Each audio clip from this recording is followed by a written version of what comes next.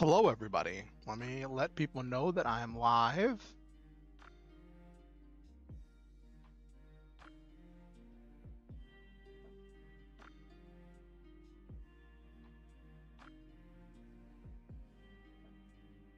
Hey, Silva, thank you for the happy birthdays.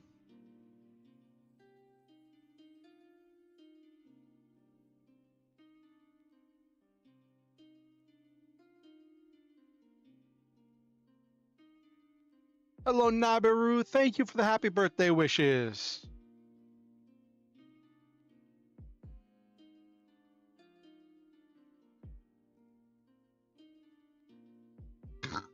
All right.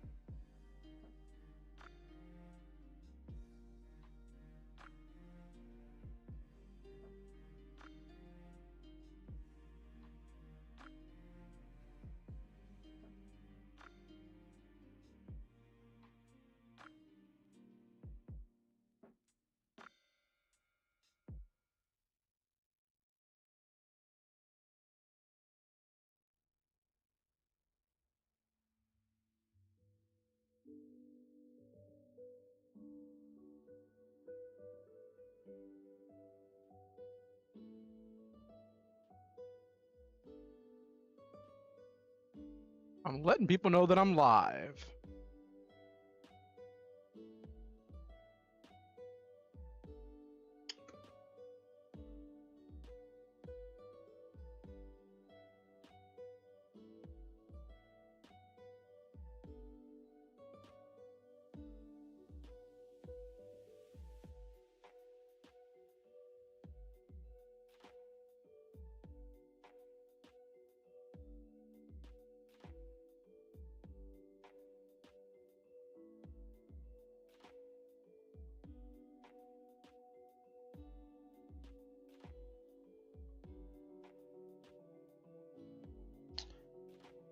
Hey, Tibonius, good to see you.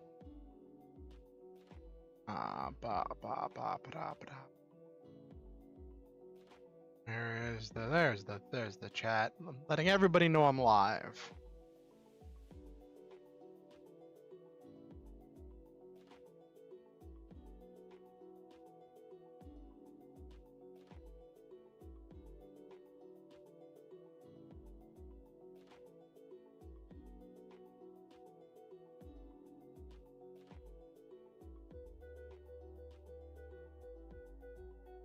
Okay.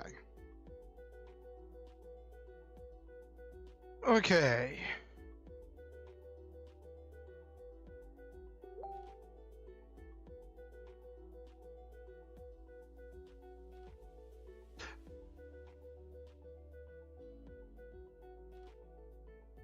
All right. Think I got everything. I know it would help if I load in my model now, wouldn't I?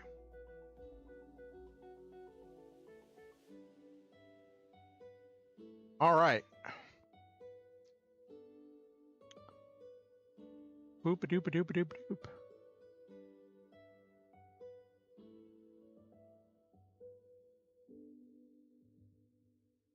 Okay.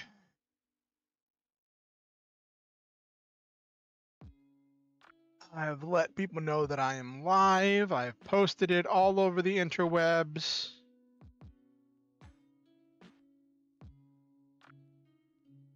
Oh, and boopity boop. Yep, there we go. What a year. It's been fun.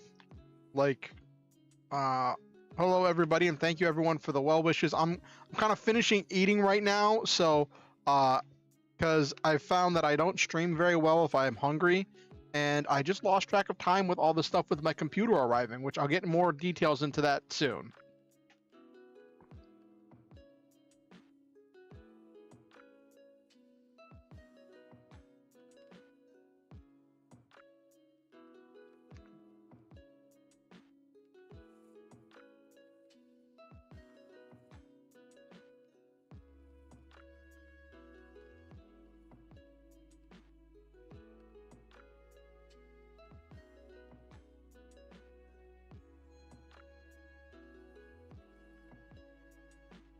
So for dinner tonight, I'm eating uh some noodles and pasta and tomato sauce and black beans. And it's really funny because like coming up to like the yesterday, right? I was running super short on I was running super short on protein sources. So I got all these noodles from the church behind my house, right? And I was like, the only protein source I had left in the house, because the thing is I'm diabetic. So because I'm diabetic, I have to be very careful with my carb intake. Protein helps my body processing carbs. Hey, Nexus Sheep. Oh, well, thank you for dropping by. I really appreciate you dropping by. I hope you have a good time at work. But yeah, so protein helps my body with processing carbs. So if I have a carb, I need to have a protein with it. So while carbs are good for filling up, I need to have protein in order for it to be safe and not spike my blood sugar. And the first day I got the noodles, because I was really hungry, I ate a whole bunch of noodles and not enough protein, and it messed with my blood sugar, and I was out of whack for the rest of the day. So I have to have things balanced. And coming up to yesterday, I was like really low on money. I had like $10 in my bank account, but like I got money now, but like it was just really tight for the first part of the week. And so I was mixing vegetables, peanut butter, and sriracha in with my noodles. And that's just what I ate. That was my struggle meal, which wasn't that bad of a struggle meal. It kind of had like a Thai influence to it.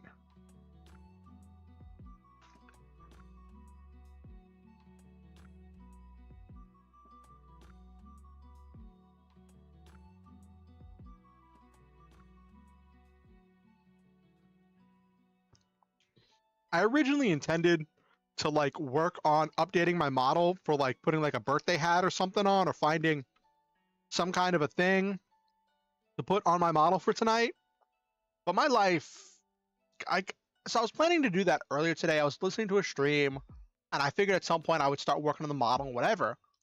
And then my new computer showed up. So for those of you who don't know, about a year ago, I had money, and I was like, I could spend this money on doing responsible things, like paying off bills and all that other stuff, or I could do something I've always wanted to do and order the parts for a gaming computer. Gaming computer might be a bit of a stretch, but it's a powerful PC. And I had them shipped to Silva, and Silva put them together and shipped them back to me. And it was just a long process of getting all the parts assembled, getting them. Silva put some of their own parts in order to help improve the build. So it was this long process of getting the parts shipped to Silva, getting them assembled, and then getting it shipped back to me. After this entire process, right? I was expecting the computer to come in tomorrow. But then it came in today, and it was really rough to fight with the box to get it downstairs. Like Silva picked a really big box that was arguably twice the size it needed to be. But got it delivered. It had a really nasty ding on the corner. But like, so I wasn't sure if I was going to be able to get it open at first in order to get the packing material out. But I eventually applied enough elbow grease to it. I got it working, which is never what you want to apply when you're working on a computer. You never want to be in the situation where you have to apply some elbow grease to get something loose in a computer, right?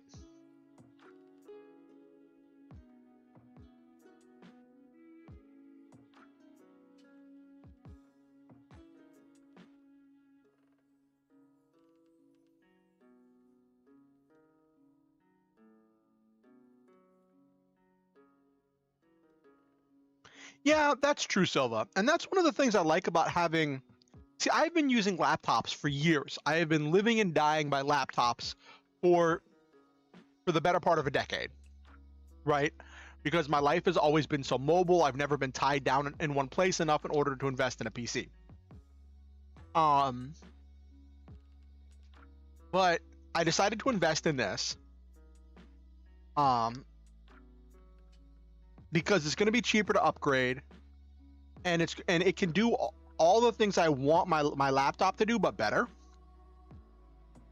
I'm hoping I'll be able to start doing some more gaming streams. Like I want to play through the Batman Arkham games.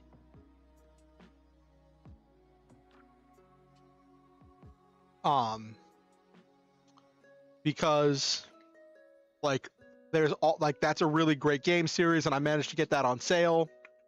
At some point, I want to get Mass Effect Legendary Edition and play through that. I've played through Mass Effect 1 and 2. I put in so many hours into Mass Effect 1, and not as many hours, but still a lot into Mass Effect 2. But I've never played Mass Effect 3, so I want to play through make a character, play through 1, 2, and 3, and finally get to the conclusion to finish off that story. So that's on my to-do list, and like I have this whole laundry list of games that I want to play on stream. But everything is contingent on getting the computer up and running, so I have to get a new monitor because the thing is with a laptop, you don't need a monitor because the laptop has the monitor. So I've been using my laptop monitor as my main monitor, and then using a spare monitor that someone from the house I live at let me use as my second monitor. So I hooked up the second monitor to the computer to boot it up, just to make sure it booted up, and it boots up fine. It looks fine. I'm gonna work on connecting all the things sometime tomorrow, because I need to pick up a new keyboard because my keyboard got damaged. It's theoretically workable, but like, what is it, the F7, the 5, and the 4, and I think the tab keys are all broken. So like I could theoretically make it work, but I don't know what other keys are broken. Those are just the ones that I found that are broken so far. And I'm like, before I start trying to fight with this and deal with all of that, let me just get a new keyboard. I wanted a new one anyway. I want to see if I can find a light up keyboard. I'll see what they've got at Walmart.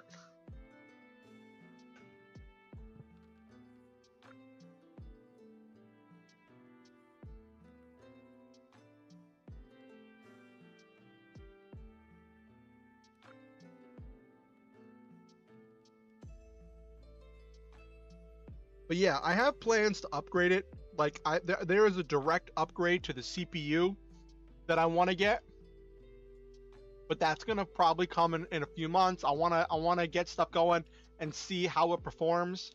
But yeah, I do want to get that direct upgrade to my CPU, and I'll be installing that myself.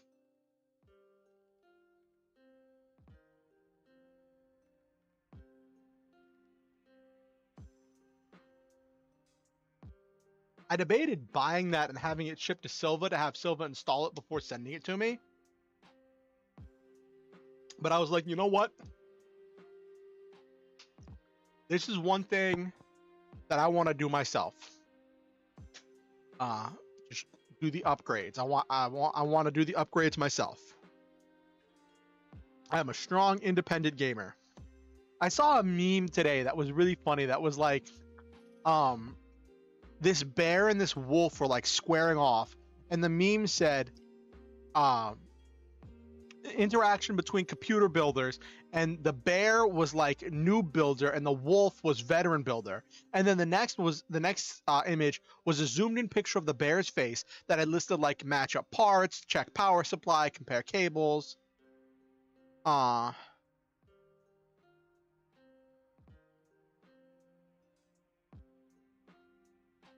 I'm not sure if I'm going to need to upgrade the GPU, because what you got me set up with, Silva, was a really strong GPU. Whenever I checked all the benchmark tests, it said that for this setup, for this build, theoretically, the the bottleneck that I'm going to be facing is going to be the CPU before I'm facing a bottleneck with the GPU. Because it's the AMD 3600, but if I get the 5600, it's a direct upgrade. So I'll probably be picking that up sometime in the next few months, but I want to get everything set up first.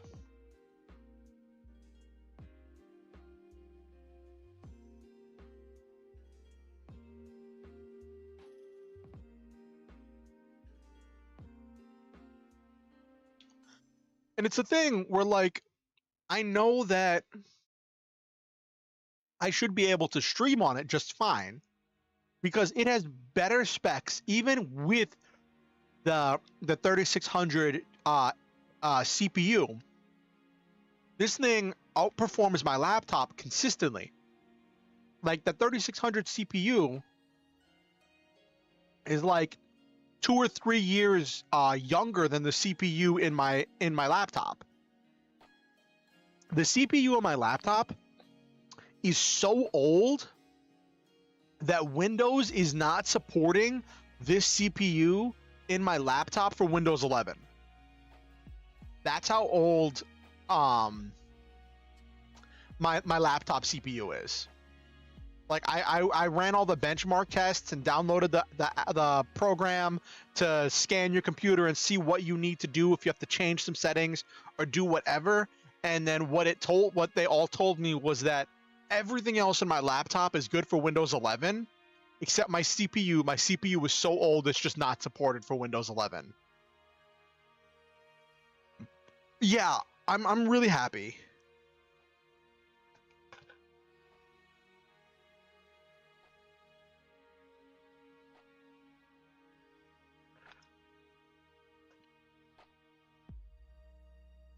I'm really happy.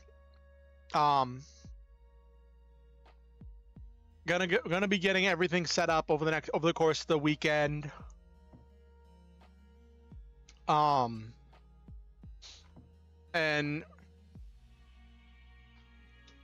what I might also need to do is pick up an SSD, an external SSD for transferring my files. Oh yeah, I didn't check the hard disk drive. I'll have to run a diagnostic on the hard disk drive that I ordered for this. Because I think I got a 1 terabyte hard disk drive because it was so cheap for the computer. And then I have a 500 gig NVMe drive. So I have it boots off of the NVMe drive, at least that's what I want it to do, and then use the hard disk drive for long-term storage. So I'm happy. I'm very happy.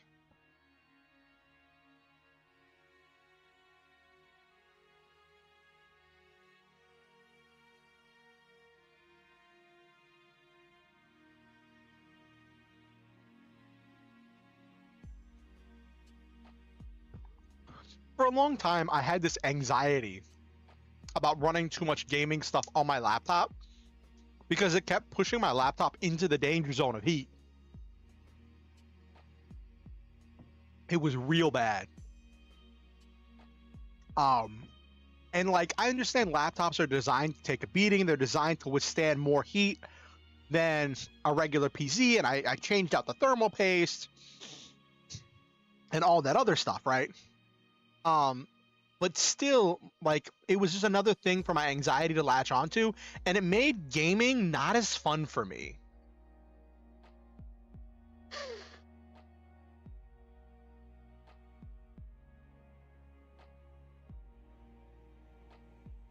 But with this, I'll be able to game like with a clean conscience, very calm, not worried about frying anything.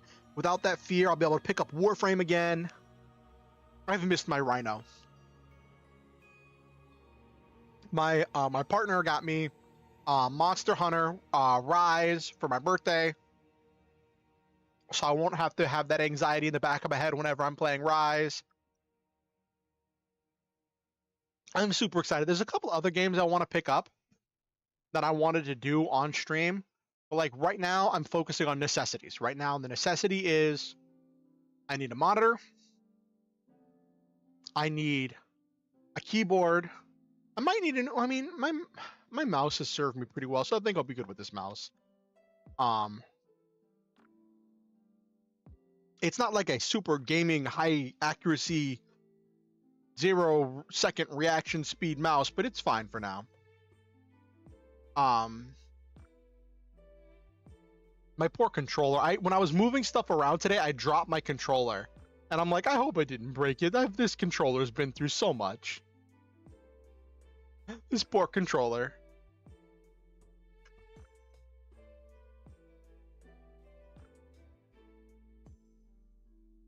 Ah, excuse me.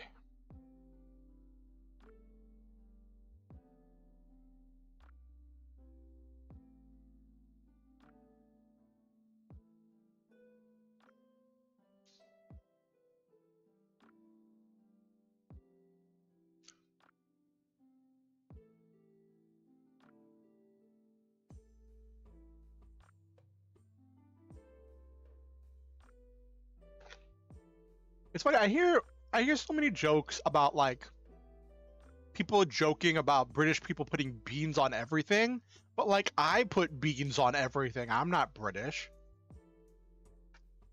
I'm just a broke vegan, and beans are cheaper than most other meat products. Well, most meat products, because beans aren't a meat product, but you know what I mean.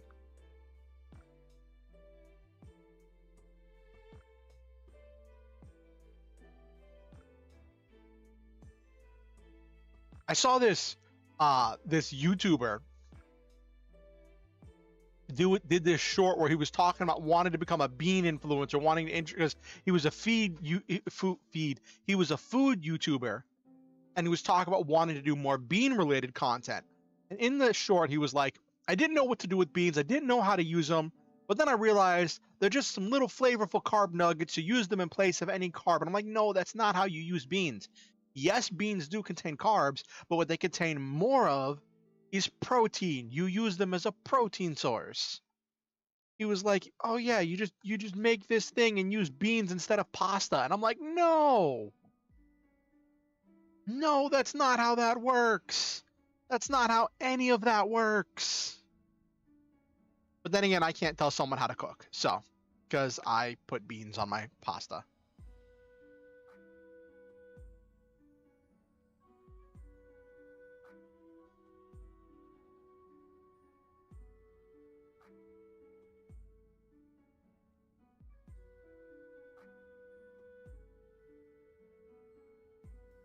So how was everyone else's week? Sorry if it sounds like I'm moving away from the mic. I have the mic away so I can eat without like having chewing sounds get into the mic, because that would be disgusting. I'd rather sound a little bit further away from the mic than have chewing sounds going into the mic.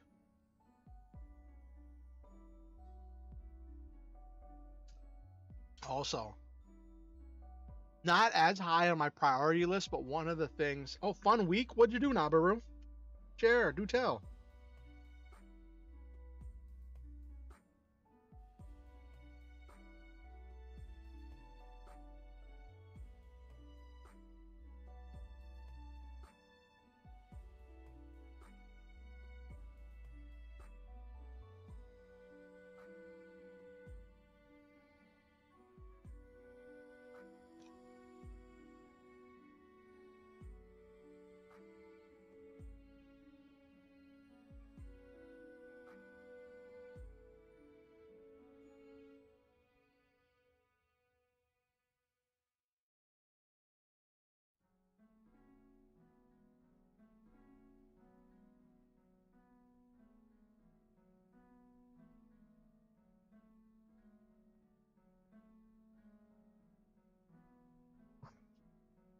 Doing Pathfinder at people with low AC, finally learning not to rush the enemy. That's funny.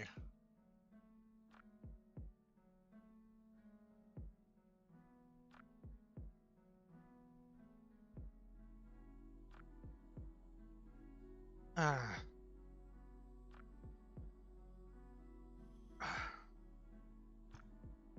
That's always exciting to watch. It's always exciting to watch other players grow and learn more about the game that you're all playing together. I had an interesting week. Um, we had the stream Monday, which that was fun. And I finally got around to start watching this anime that I've heard a bunch about, right?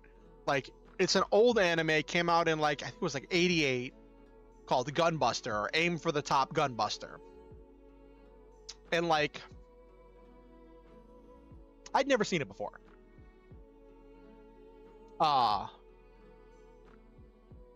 And I have heard mixed reviews on it. Like, on the one hand, I've seen so many people say it's one of the mandatory mecha shows. If you're a mech fan, you got to see Gunbuster, blah, blah, blah, blah, blah, right?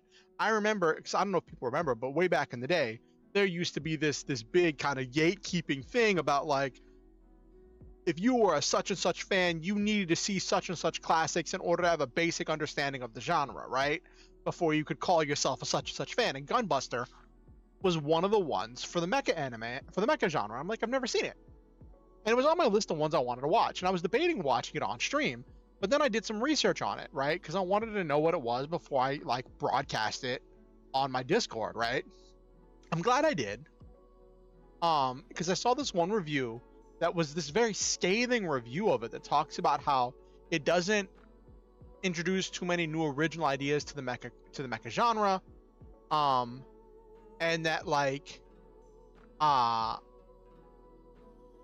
that the show has like gratuitous fan service and goes out of its way to show its main to show the main characters in different states of undress and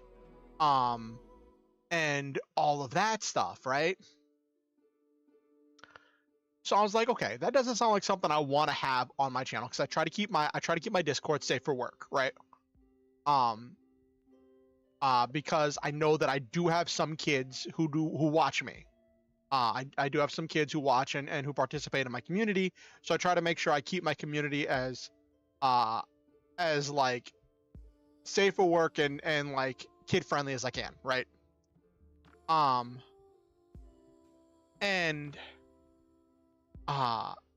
So there's that whole thing, right?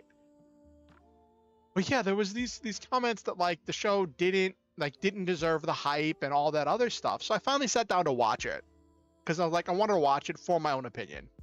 And like, at first I was like, oh, this is a really interesting concept.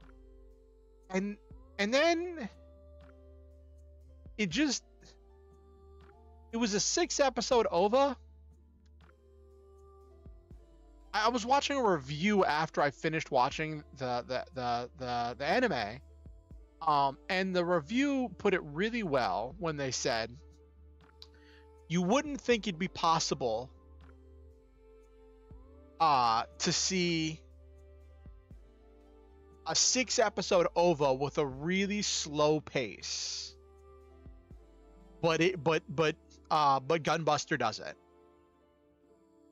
Like, you don't see any part of the main mech Gunbuster until episode like 3. It was like 2 or 3 that you see any piece of it. It doesn't actually deploy to like and do stuff till like, it was like 3 or 4 when it deployed. And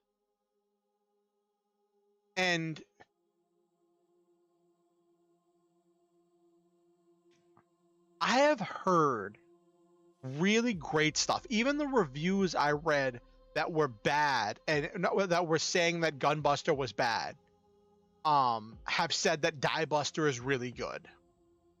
All of the reviews, even the ones that didn't like Gunbuster, said Gunbuster is bad, but you have to sit through it in order to understand Diebuster, and Diebuster almost makes it worth it.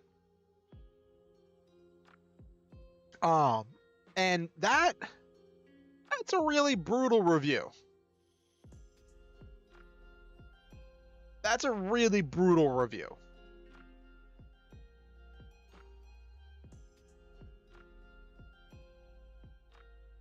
Mm-hmm.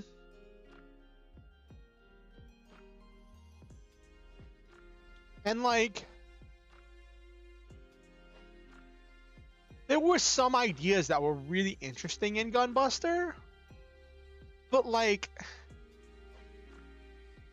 there were so many things in Gunbuster that just were never explained, nonsensical, kind of creepy stuff.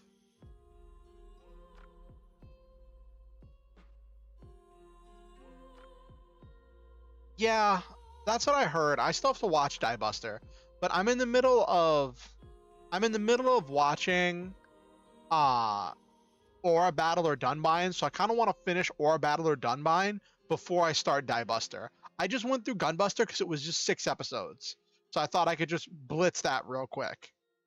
Because I figured 6 episodes gets me through Die Buster, but I'm more than 6 episodes away from finishing Aura Battle or Dunbine, so I just figured I'd knock it out. I'd knock out another series. But like, the thing with Gunbuster was that like there are some things that just don't culturally translate super well.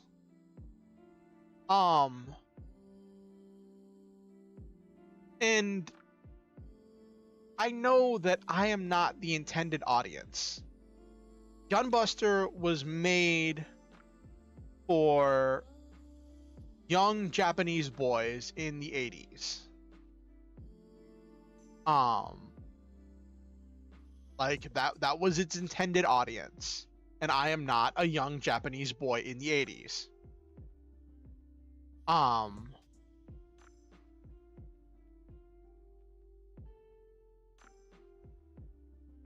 The entire concept behind the main character being chosen as Gunbuster's pilot is never properly explained. It's just that Coach thinks she has potential that she's never shown in anything that she's done. She's only been at piloting school for a few months, for like 4 months.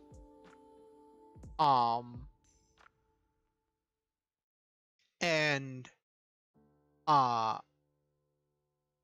it's like, it's never really explained what kind of like talent or capabilities she possesses that made her so valuable as Gunbuster's pilot. Like, she never really did anything that anyone else couldn't have just done. Also, they never explain why they needed kids to pilot these mechs. Like, there are plenty of adults operating the battleship, but they just have kids piloting the mechs. They have the kids and they do the mech schools for kids. Like, it seemed really silly. And I like it when anime explains why it has to be kids. First off, I prefer whenever the anime actually has a logical reason. Like,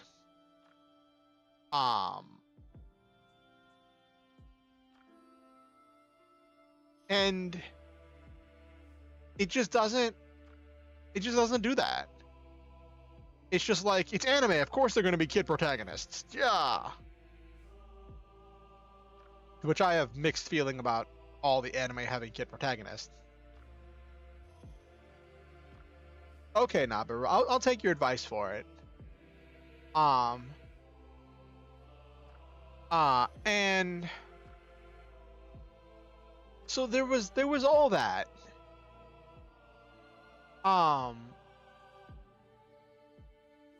The main theme in Gunbuster was the whole thing with time dilation caused by space travel, which kind of like was kind of weird for me because I know that like I run a Lancer campaign, which is a space game, right? And like a lot of times I will hand wave away some of that, or like if it's if it's dealt with, it's a thing where like you feel like it's been weeks, but it's really been months. You know, for the characters. Um, I normally don't have the time dilation be absolutely ridiculous. Um, but they dial that up into like this existential horror. Like main character girl, I forgot her name, Tokoya or something. Um,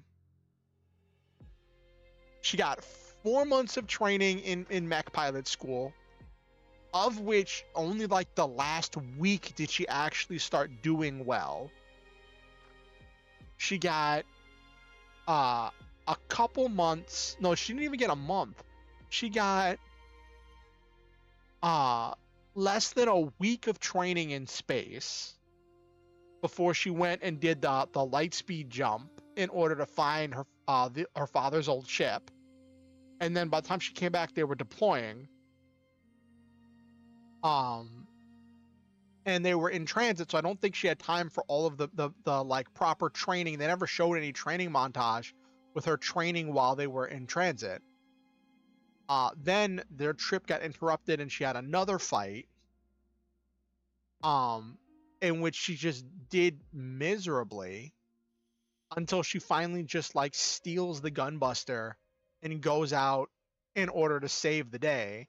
And all she really did in that fight with the gunbuster was like, besides shooting down some of the smaller fighter craft, whatever they were, the bugs, off of her allies, all she really did was let herself get hit by the lead monster, and then once it hit her, grapple it, and then hit it with her biggest attack.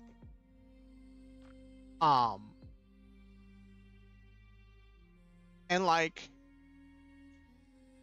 towards the end, we see her start performing some great feats of piloting. Then there's the final montage, which I don't know how to feel about. And like the at the end of Gunbuster, the main character is like just going on 18 years old. I think, at least in her experience, but like 12,000 years have passed. And if they leaned, yeah, which always kind of pulls me out of it a little bit.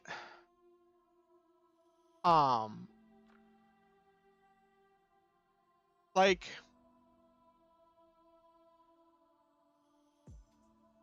I don't know. I just want some kind of an explanation about like why it has to be a kid. Like,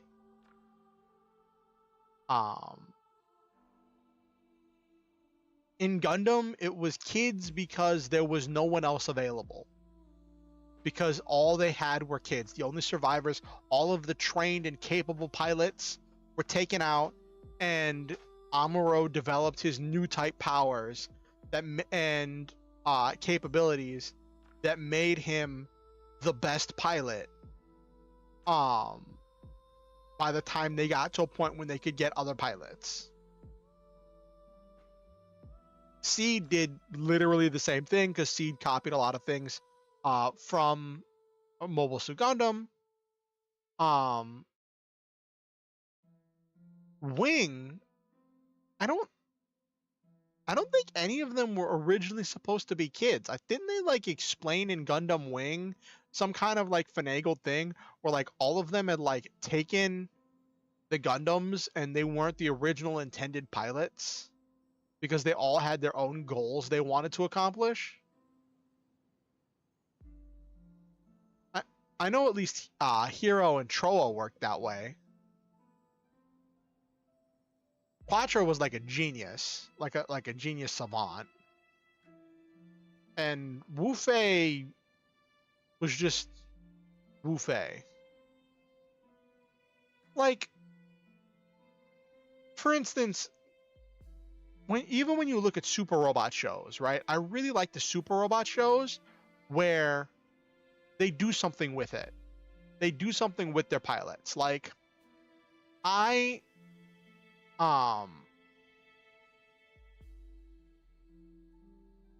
yeah, Wu Fei was the only one who actually thought about things logically. And if you think about things logically, you realize that they were doing a lot of really messed up stuff. And it's like Wu Fei got villainized really hard.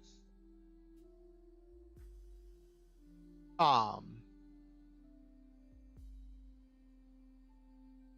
I miss I should watch Gundam. I should watch Gundam Wing again. I know so many people give Gundam Wing flack and call it just really bad. And like, I'm not going to say it's not, but like, I think it has its own unique charm, and the dub does something special to it.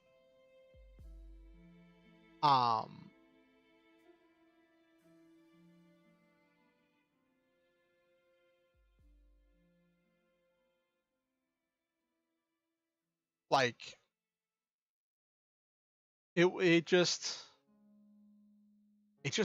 it was just the thing, you know?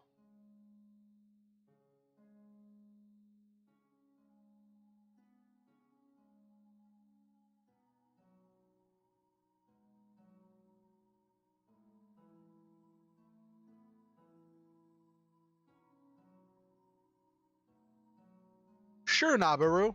Tell me, wait, unless it's like some kind of big plot relevant spoiler, is it some kind of like big plot twist?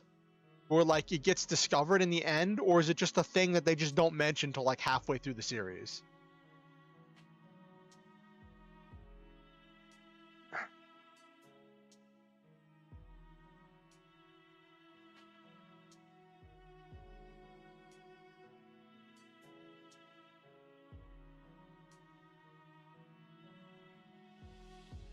Okay. All right, then share it with me, Nabaru. What's their reason?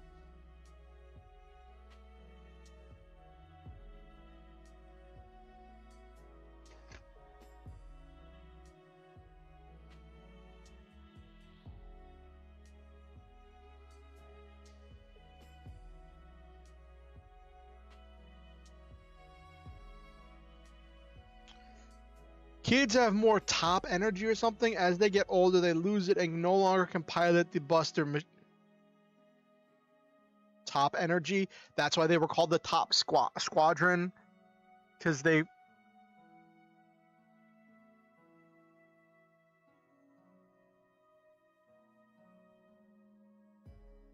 Oh, that's not the worst explanation. Um, the idea that like we're all born with a certain kind of supernatural energy that fades away as we get older. And then like the mechs have to harness that power in order to use it to operate. Sure.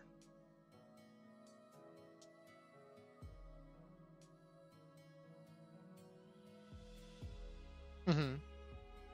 Though I do hear that Gunbuster is getting a third entry in the franchise soon, if it hasn't come out yet. It's usually seen by glowing. Oh, okay, all right. So we're just talking about Super Saiyans. Let me look. Let me look this up. Hold on.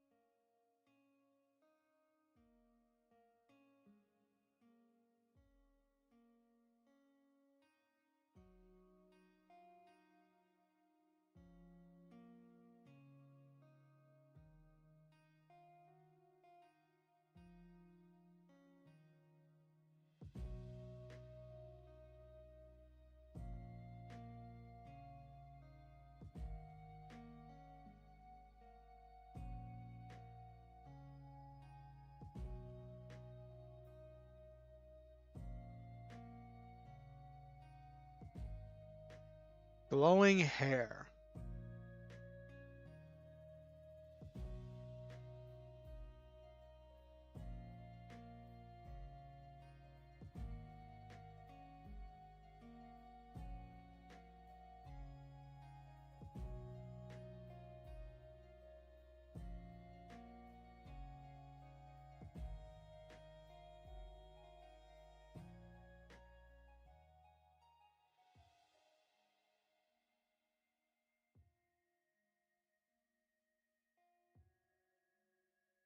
What?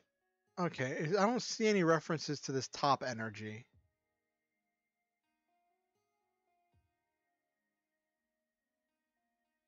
It's not referenced in the wiki.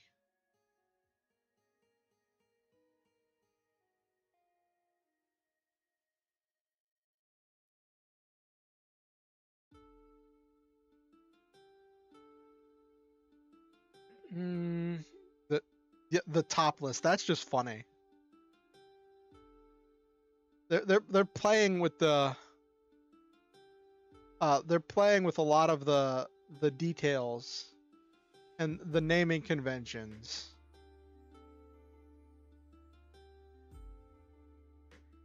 I'm sure I'll watch it at some point. Oh my gosh, so it was really funny. When I was getting prepped for like doing file transfer, I dug out my old flash drives. I have two 64 gigabyte flash drives. And I dug them out in order to get them ready, and one of them was blank. It was empty. I was like, okay, cool, that's fine. You know, cool, whatever. The other one was corrupted. Like all the data on it was corrupted, and it had, and I went through some process to revive some of the data, and it was the flash drive that I had Kamen Rider Gaim, some of Ghost, and some Kamen Rider Ghost and some Kamen Rider Drive files on. And that just brought back so many memories. I tried after I recovered the files to watch a couple clips, but they were just too unstable and the files were too badly damaged, so I just deleted everything. I'm like, I can find those again if I need them. Which is why it's really funny that my computer that I got from Silva has a DVD writer connected in there. I don't know what it's connected to. I don't know if it works. Silva says that they don't think it works, but it looks like it's connected to something. And if it does work though, then I'm probably going to like copy in, like I'm probably gonna like track down some older Kamen Rider series and put them on DVD so my friend can watch them, because my roommate loves Kamen Rider stuff, but like doesn't have the computer and doesn't have, but like can like put DVDs and stuff in a DVD player. I'm not gonna do anything like ridiculous, like try to sell them or anything stupid like that. But just to share with my friend. But that'll be fun.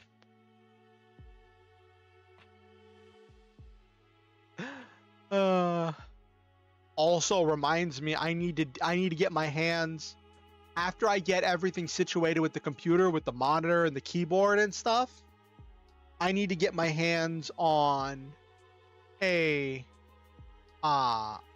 Windows 11 activation key.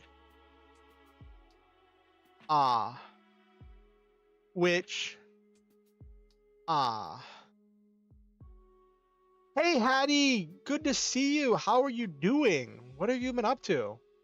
Oh, you activated it? Oh, okay. I didn't know if you activated it, Silva. You talked about it, but you never told me that. I don't think you actually told me that you activated it.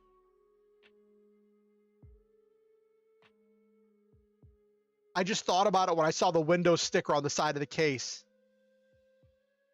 Oh, okay.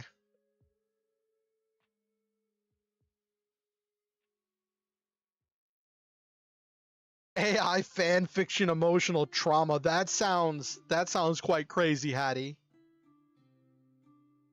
Yeah, so Silva built me a computer. I sent the parts to Silva and had Silva build it and shipped it out to me. And of course, of course, Silva made sure before the computer got shipped to me that it had Final Fantasy XIV installed on it.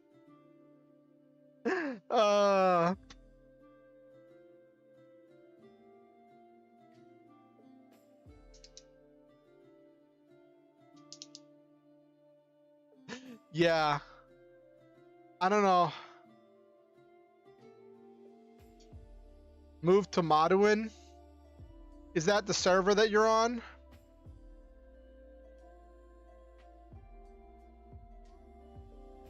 I don't even know if it's such a time commitment to really get involved in a game like that. Like, I don't even know.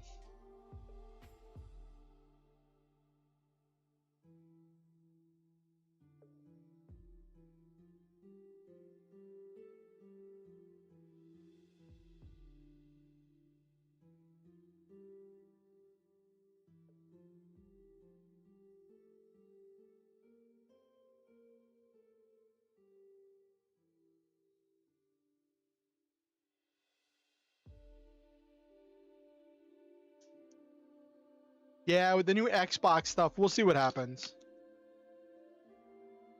We'll see what happens. I thought you two were on the same server.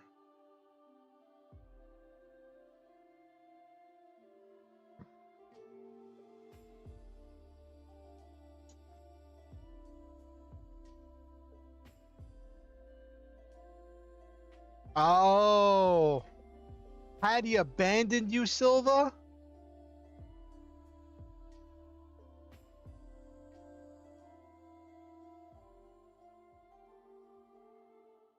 Oh, I see.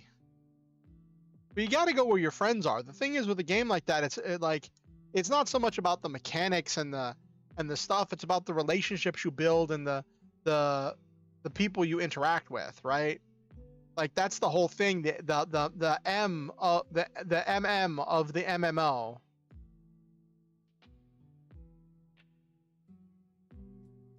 It was originally to simp, but now we're pretty much friends. Okay. Hey, that's cool. If you become friends with your Oshi, that's always, like, that's the dream, isn't it?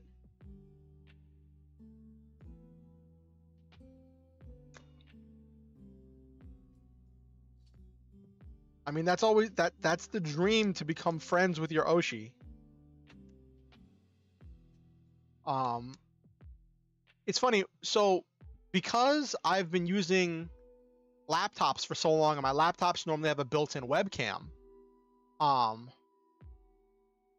whenever I get the computer finished setting up, like, this might be one of the last streams I do with my laptop before I like transfer the files and put my laptop in storage as a backup, because I want to have a backup in case something happens to the desktop.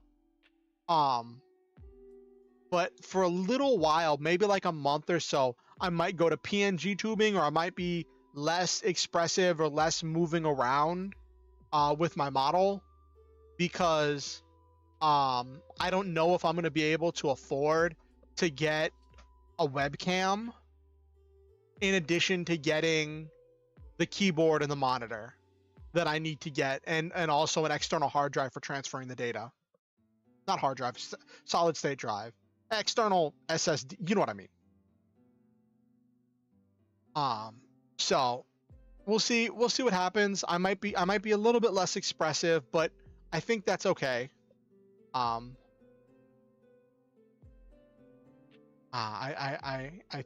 think you all will be okay with that. Who knows? I might switch over to PNG tuber. I have reaction images set up for whenever I collab with people, so I might just do that for a little while. Just to do that for a little bit.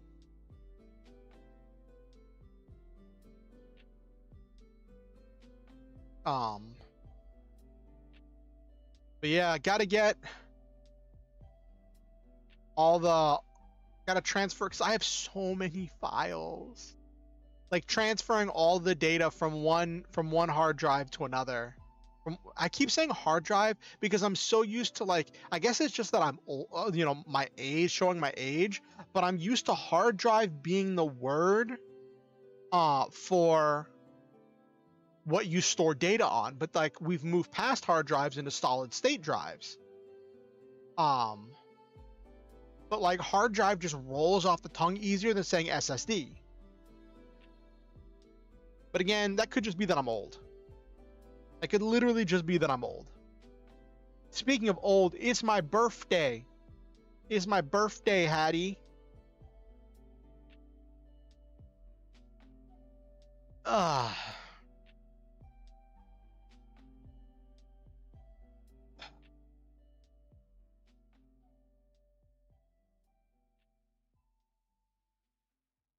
Thank you, Hattie. We're kind of just goofing around a little bit today, doing some free chatting. It's my birthday.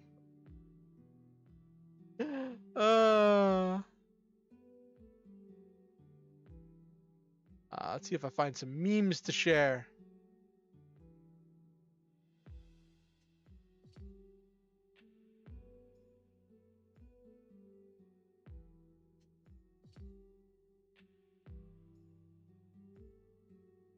Okay.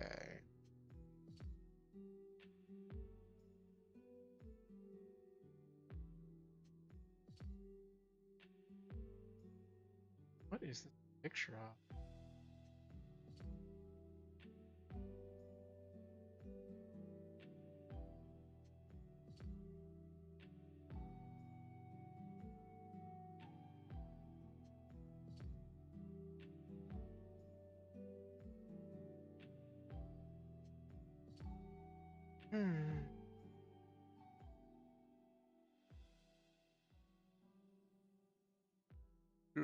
Okay.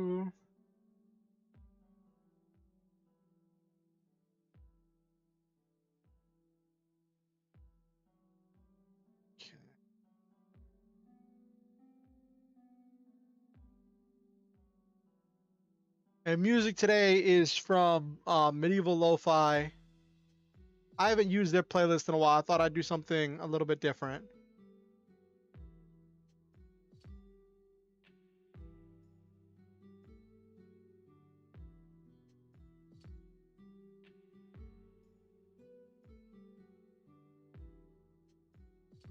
Oh my gosh, all my D&D friends are saying happy birthday.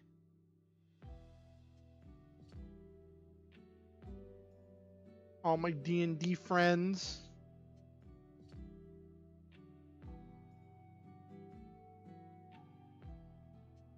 What?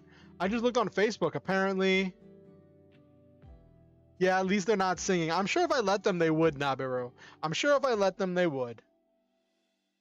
So, apparently, someone just shared something on Facebook that Jamaica, the team that had to create a GoFundMe in order to pay for their trip to the World Cup, just knocked out Brazil. And I'm not sure how that happens.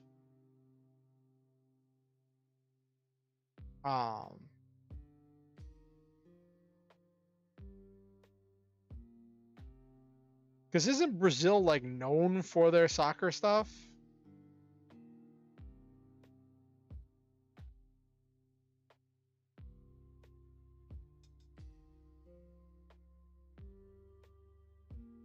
Okay. You know what I mean, Hattie. Football.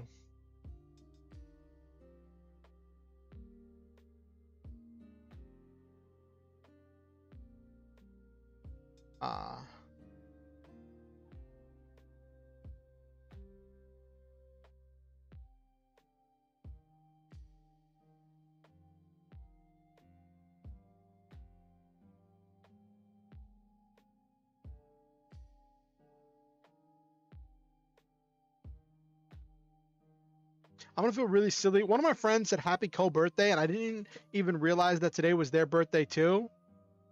But they made a post about today being their birthday, so I'm gonna just say happy co-birthday on their channel, on their page.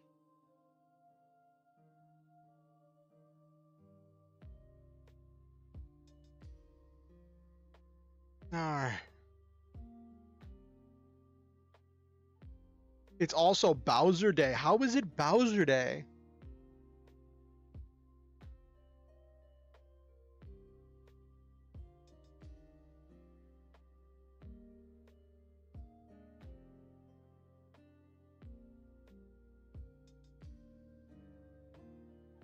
Bowsette Day, because Nintendo said so. Because Nintendo said so.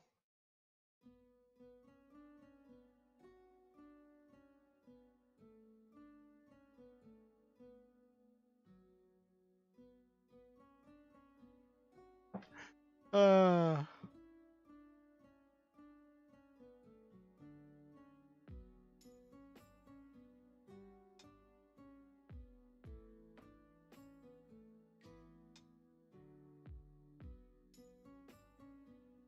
Oh, it's your Oshi's birthday today?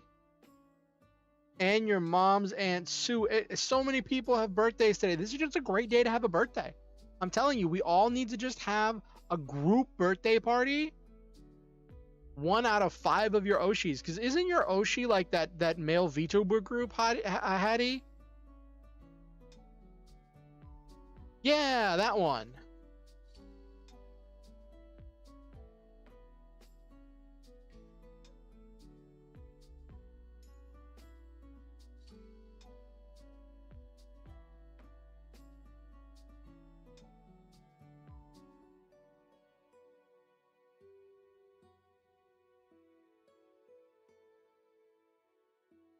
Ken might be becoming my Oshi for guys anyway. Tricky's.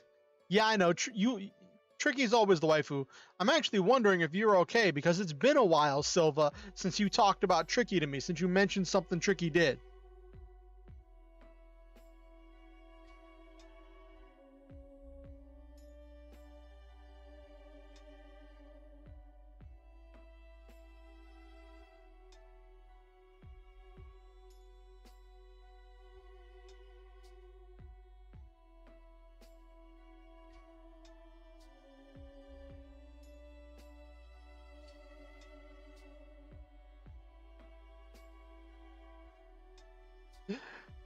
I saw her stream earlier, but was kind of busy knocking out some late game raids in 14. What? Oh my gosh. Silva had to make the ultimate choice. Final Fantasy 14 or Tricky? Oh no. Silva finally figured out Kane likes Yu-Gi-Oh! And Kamen Rider when I've known that for over a year now, and Gundam. Ooh, sounds cool. I was watching some clips of Kamen Rider Gaim because I was thinking about Kamen Rider Gaim. I loved the music from Kamen Rider Gaim. I gotta show it to my roommate because I think he would love it.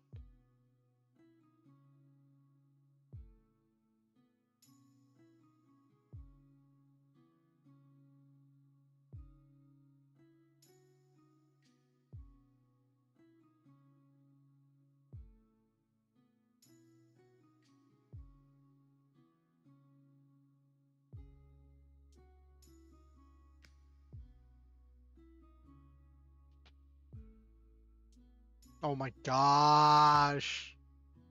Maybe I'll watch Build. See, like Build is in this weird spot for me, and I've told you this before. Like, I understand it has a great story. It seems like it has really great characters. But the entire henshin sequence just pulls me out. Just pulls me out of it. Hey, Superhero 60, how are you doing? How was your week? The entire henshin sequence of Kamen Rider Build just pulls me out of the moment, and all I can think is, that's so impractical. Which, like,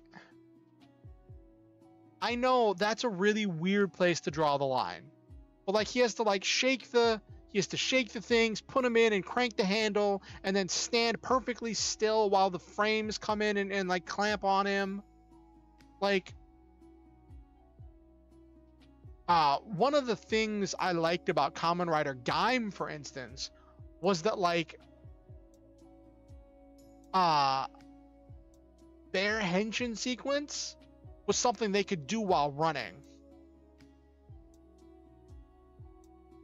Kamen Rider Geet's character development. Oh, okay. Gets a hair boner.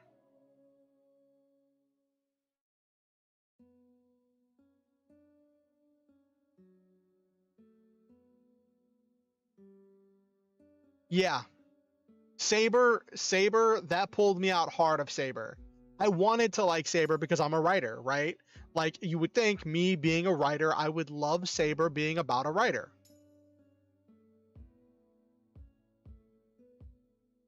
Exactly, Silva. It's the same thing, and I tried to watch Saber because I love writing stories, and it's a thing about writing stories. And I tried. Um, but like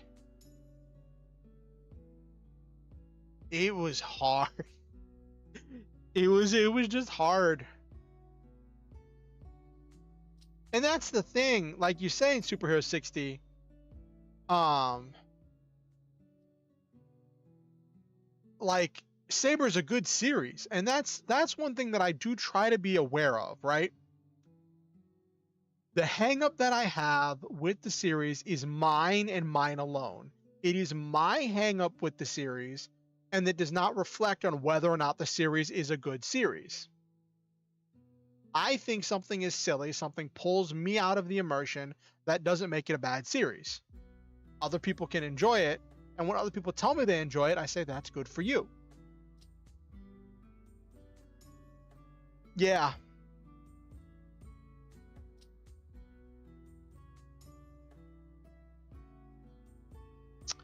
We also have steadily moved away from like the culture of watching shows on of like watching Japanese media has like shifted as we've moved away from uh torrenting and downloading the episodes ourselves, and we've moved towards more streaming and stuff being hosted on different websites and servers.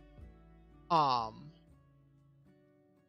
like, because I remember in the olden days when like everything was all about community file share. If you torrent this video, at least try to at least host it for at least so many gigabytes of data being uploaded in order to help the community and all that stuff, right? Um, but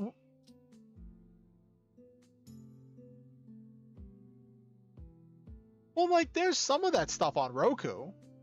Some of the stuff, especially a lot of the older Super Sentai stuff, made it to Roku. I know because my roommate watched a bunch of it. Like a lot of the Toku stuff, like the Ultraman, Kamen Rider Zero One. Well, apparently, like I was watching Kamen Rider Zero One with my roommate, and then like I saw everything up until like the end, and I didn't see the last episode. My roommate said Kamen Rider Zero One ended on like a cliffhanger or something that was supposed to get finished in a movie, and it was one of those ones where it just didn't really finish off the plot, which I'm like, that's kind of sad. I don't know if that's what actually happened, but like, because sometimes my roommate just says thing. Oh, that's what happened? Okay. That's really frustrating that they're like, if you want the conclusion to this story that you've got emotionally invested in, you need to watch the movie and buy the tickets for the movie. Like that's just mean.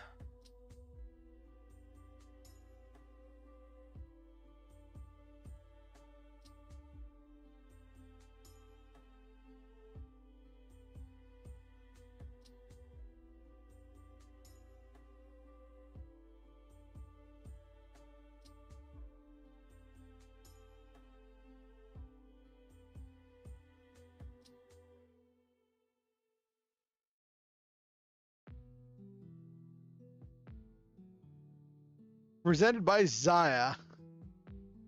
Uh yeah. Thouser was interesting.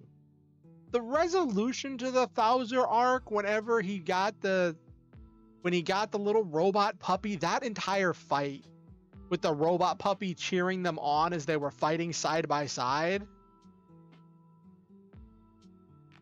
was just really good.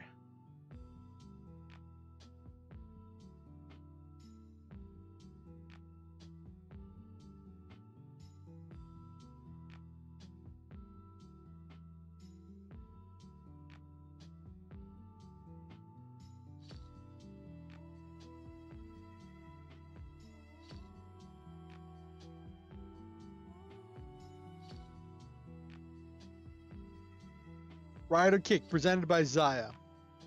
All right, so I gotta harp on something real quick, right?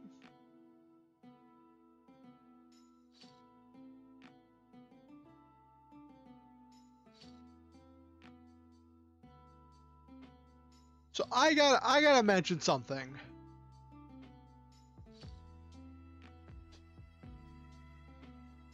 This is like a complete tangent, but I gotta share this.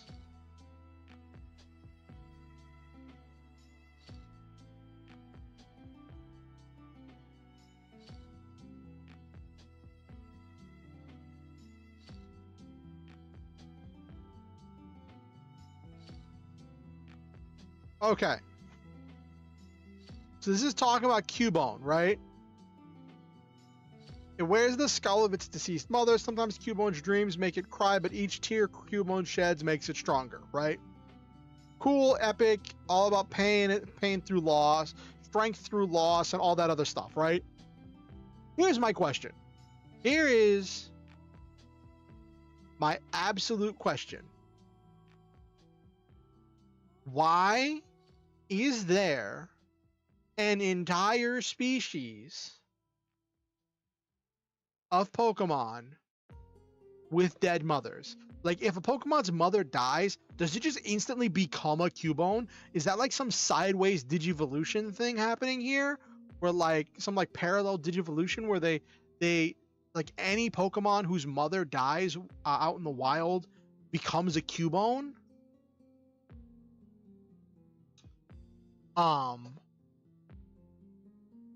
Like, you see what I'm saying? Like, there's an entire species of Cubone, and then there's Marowak.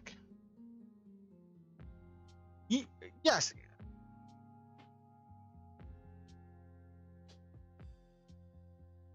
I've seen one theory that because of the similar head structure and because of the similar coloration, people thought that Kangaskhan babies whose mothers die become Cubones. Because Kangaskhan has the baby and all that. Also, where does Cubone get the skull? Does Cubone pry into its mother's dead head and rip the skull out in order to wear as a memento? Or does whatever killed Cubone's mother already just leave the skull dry, picked clean? Like, it's the fact that there's an entire species of Cubone does not make sense. 1, 2, maybe a small community of Cubone. Maybe if it was all Cubone were just Kangaskhan whose parents were killed, like the baby Kangaskhan whose parent was killed.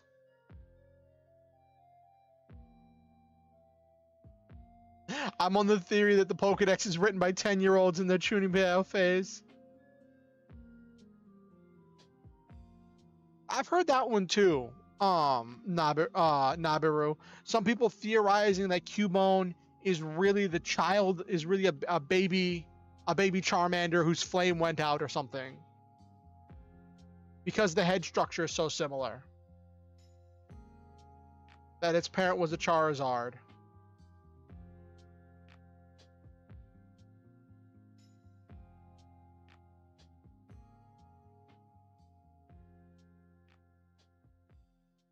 Arc 1 from Kamen Rider 01. Was that a specific rider? I only saw bits and pieces of Kamen Rider 01.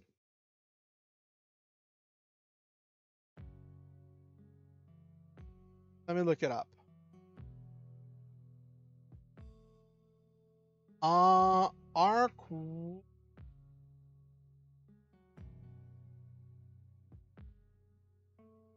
Kamen Rider Arc 1. Let me take a look at this.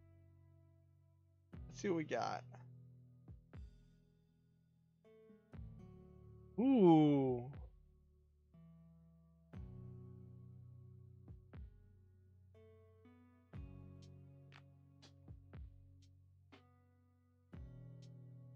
The most twisted Pokedex entry, basically all ghosts and some psychics. The creators are truly... Yes.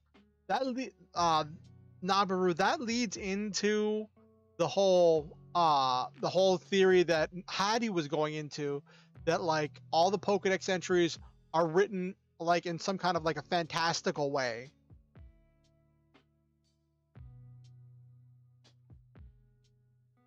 I think looking at Kamen Rider Arc 1, the suit looks interesting. I like the driver.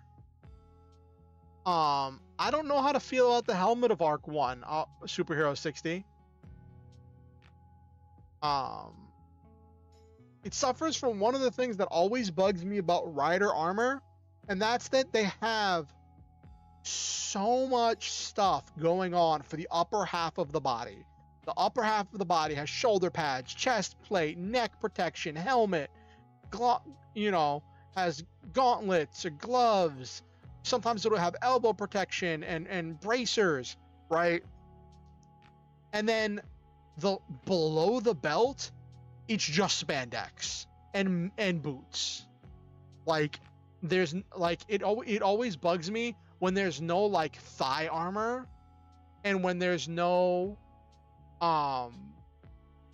when there's no kind of protection for that area whatsoever. I know it's silly, they're superheroes, it's a fantastical setting, but like that always bugs me a little bit when there's just no protection there, not even a pad or something. Like this, like it looks like there's like a strap or something going over the thigh area, but it's very minimalist.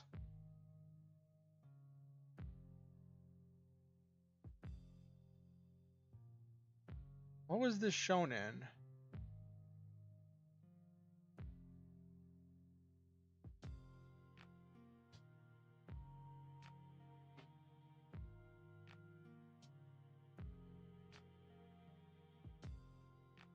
Mark 0.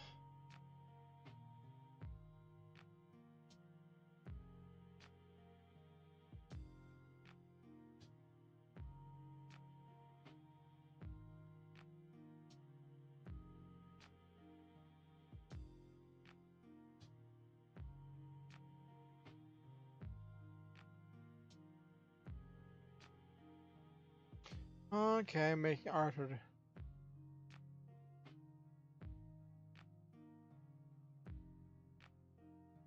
This is like an evil one.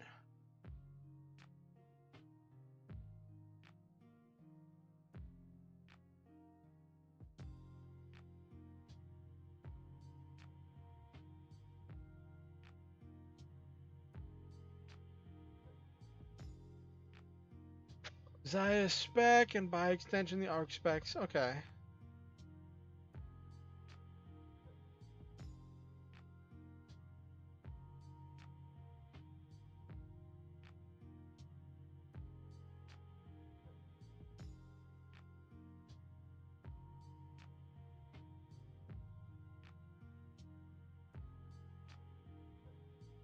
Oh, okay. I don't know. I don't remember seeing this in the not the anime. I don't remember seeing Kamen Rider Arc 1 in 01 at all. But it looks cool.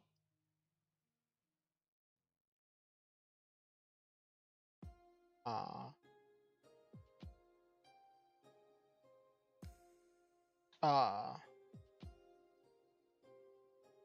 yeah, to the Pokemon things, there's a lot of stuff like the ghost Pokemon stuff is just really like horror fuel, like real nightmare fuel.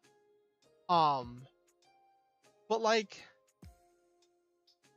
just even outside of the horrific, bizarre kidnapping children, souls of the dead shenaniganry, right?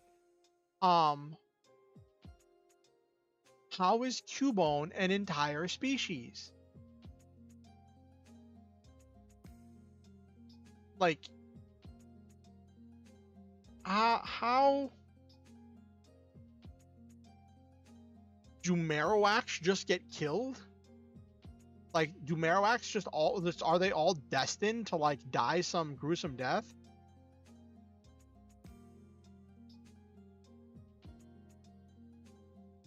So, I don't know if they did this in the newer games. I don't know if they ever resolved this in the newer games. But because I haven't played Pokemon games in a long time. in the older Pokemon games, there was this mystery of Pokemon breeding that said that no one had ever watched a Pokemon lay an egg. That was this ongoing mystery of Pokemon breeding in the old games. Yes, that is very silly, Nabiru.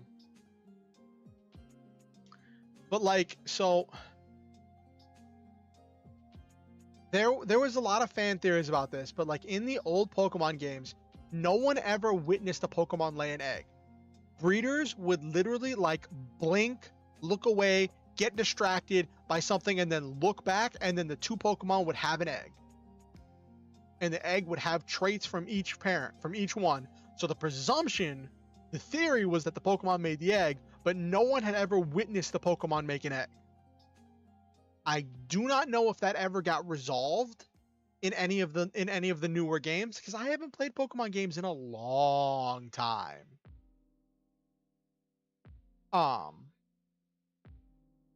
But like that was a thing.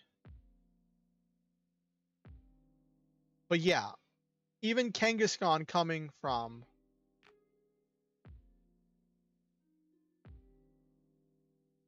well, okay, all right, we're putting on the deep lore hats here. According to some of the entries you find in library stuff, in the past, Pokemon and human were able to intermarry. And it's referred to that people and Pokemon used to be the same. Until eventually something changed. I don't know why Nintendo let them get away with that in the story.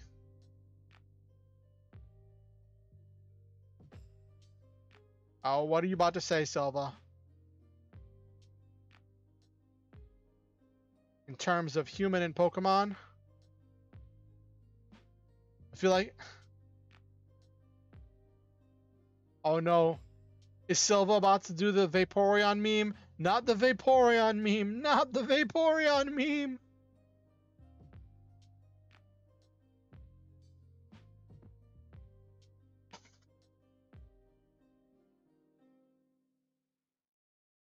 Anything but the Vaporeon meme.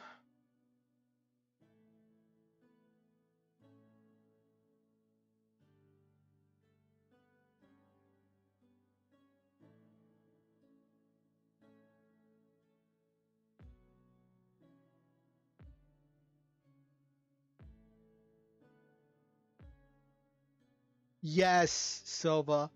Don't make me time you out for 5 minutes.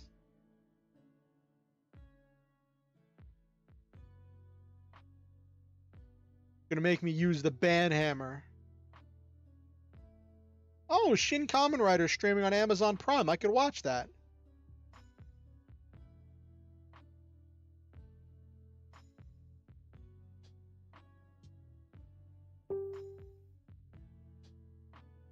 Oh, somebody posted on my...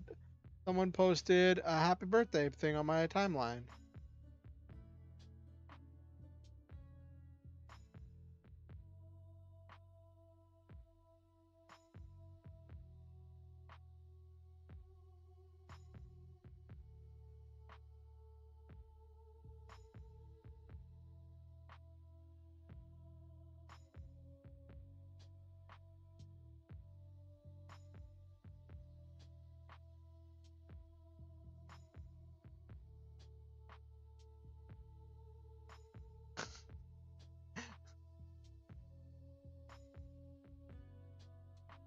Oh my gosh.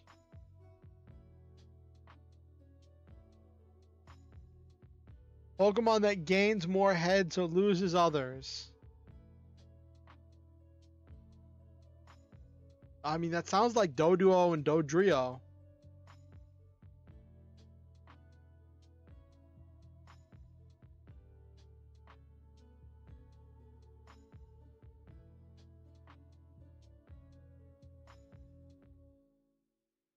All right, off of the Pokemon references. I saw this meme and I had to share it.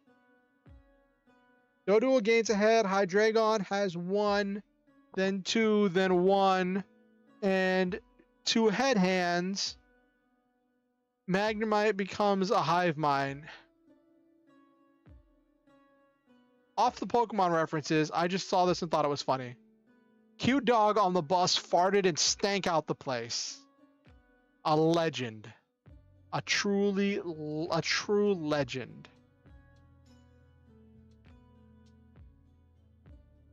When in doubt, fart it out.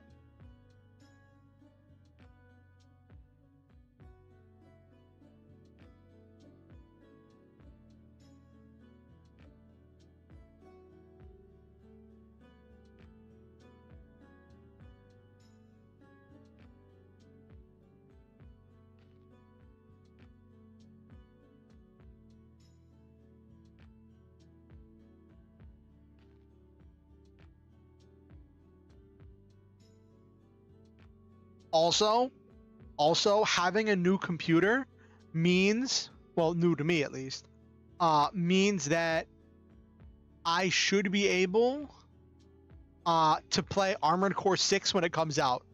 I mean, I'll probably have to save up after getting like the stuff. I probably won't be able to afford to buy it on release, but I will be able to get it at some point.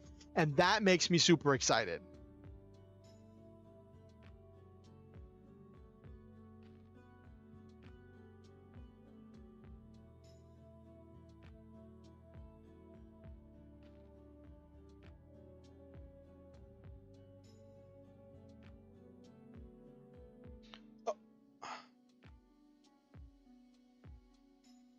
Oh, did Chrome update how they do things? It's not doing the thing where like the line appears at the bottom of my Chrome page whenever I finish downloading something.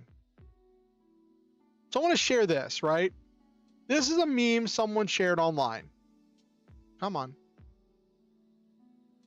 And this whole thing, this concept right here of people not being able to get through an entire 300 plus page rulebook and then deciding to learn from the community, pick up things as they go, because they don't need everything in the rulebook. And they pick up what they do need, and then they maybe refer to a rulebook when they have a question, but not actually reading the entire rules, is one of the things that's an impetus for, like a motivating factor for me when it comes to game design. I don't want to design rules that players aren't actually going to need. Because I think if you design generic enough rules with enough space and enough flexibility, they can be used in a variety of situations to make space for any kind of creative thing the players can come up with. And that's something I think is really true.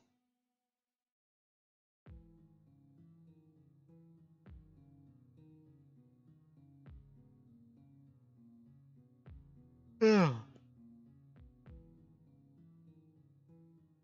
Oh, wow. Transformers and Metabots are collaborating in Japan. Neat.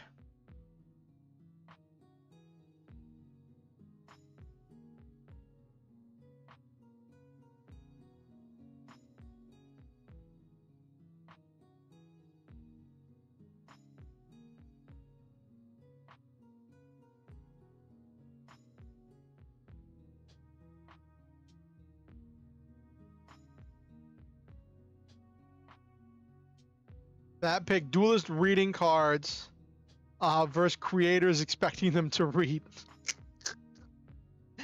Hey, Captain Patriot, good to see you. How are you doing? How was your week, Captain Patriot? Let's move this out of the way a little bit. But thank you for the birthday wishes.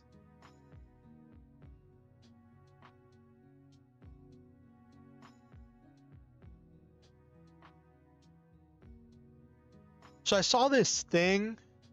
I like watching all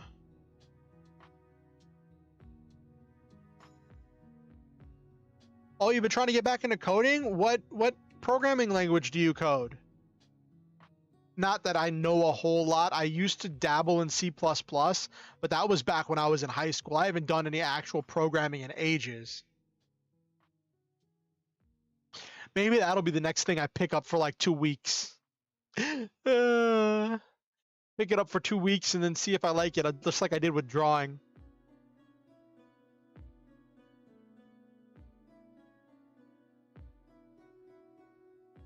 Python. I've heard people have been having I've heard of people made some really interesting stuff with Python.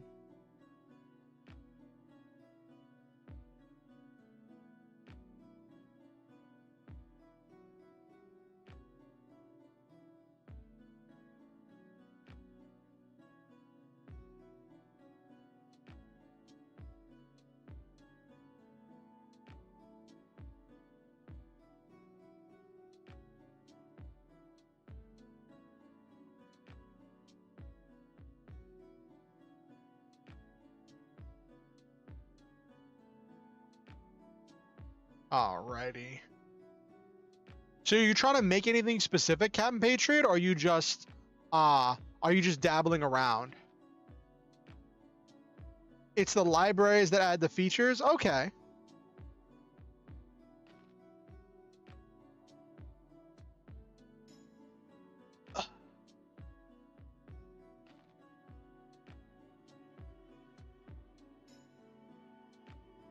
Are you just messing around? That's cool. I know, like, I'm such a goal-oriented person. I have trouble dabbling around with something if I'm not trying to do something specific. It's really hard for me to do that.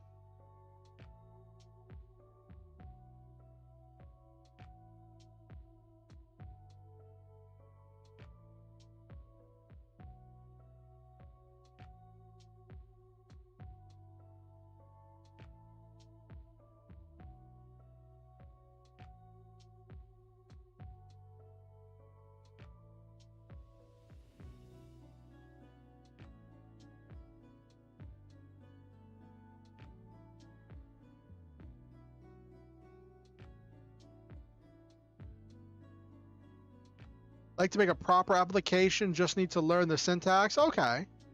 That's cool.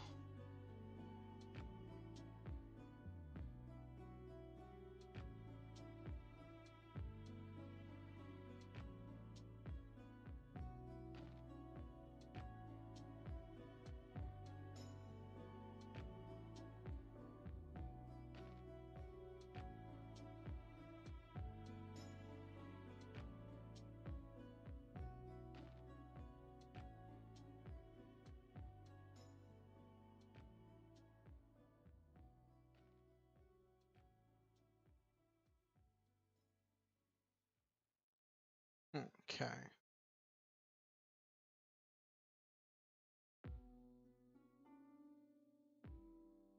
Okay, let's see. Ooh, some cool. I see some cool art of some of the mechs from Witch from Mercury.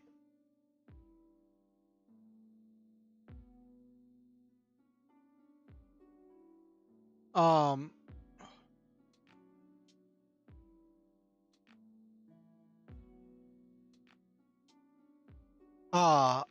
And so it's funny. Like after I mentioned this before. I think I mentioned this on my last stream.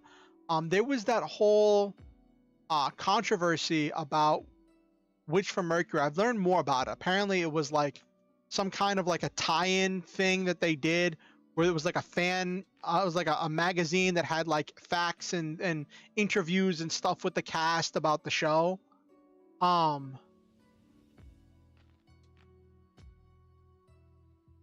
Nicole and Toll's death. I was actually. Oh, did it?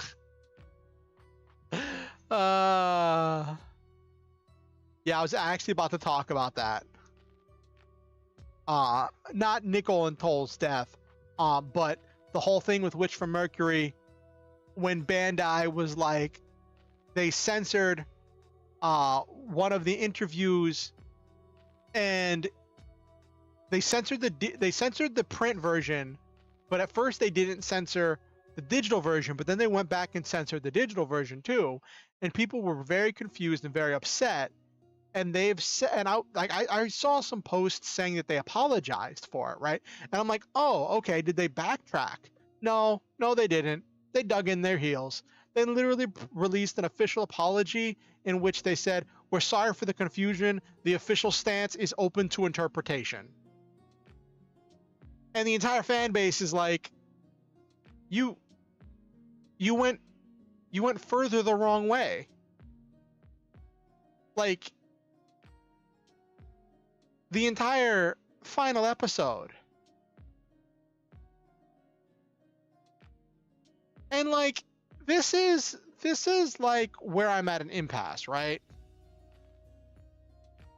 I talked a little bit about this and I wanted to expand a little bit on this idea, right? I want Witch from Mercury to make a whole bunch of money so that way Bandai explores more queer stories, more inclusive stories, and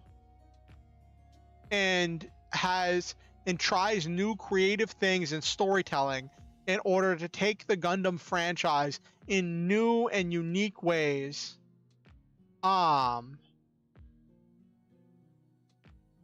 Okay, listen, Kira surviving in the strike has always been open to interpretation. Like, I want them to make a bunch of money so that way they're inspired to go and do more, right? But I also want them to face some kinds of consequences, whether it be a financial consequence or some kind of backlash from the community for like just baiting their community and trying to like reel back something really good that they did.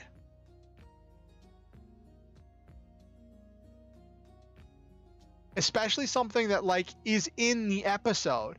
In the episode, it's referred to as sister-in-law. In the episode, they're both wearing matching rings.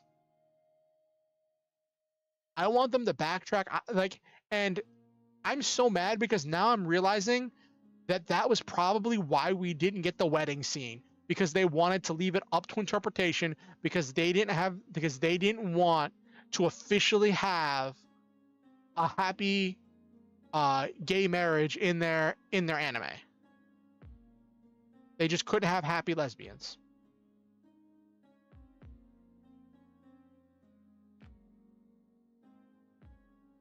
And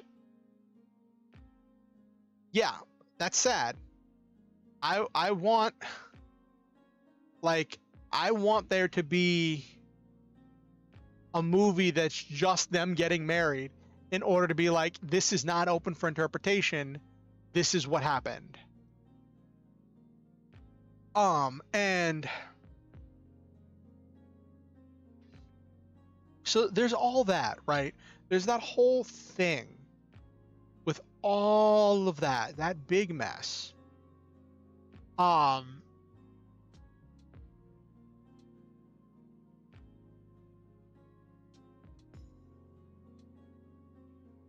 I think some of it stems from the fact that I don't think that gay marriage is legal in Japan. So I think this might be some like fear of government intervention. Let me look that up.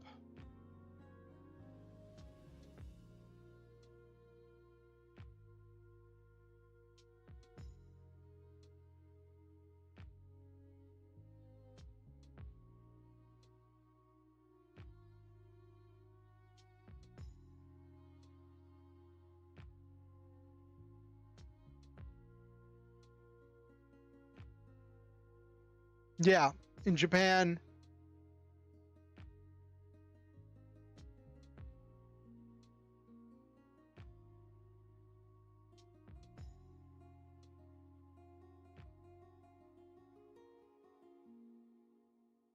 Right. So then there's that fear of like being in opposition to like government policy. But like, here's the thing.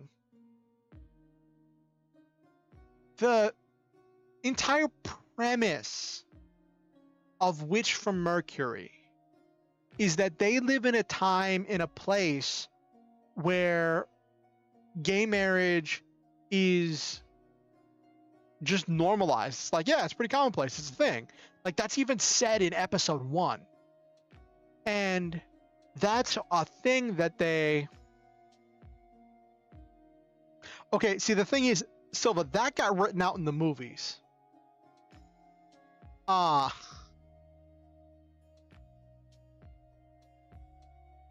a pirates? Two sides run a relationship, not mecha, but did have spaceships and some battles.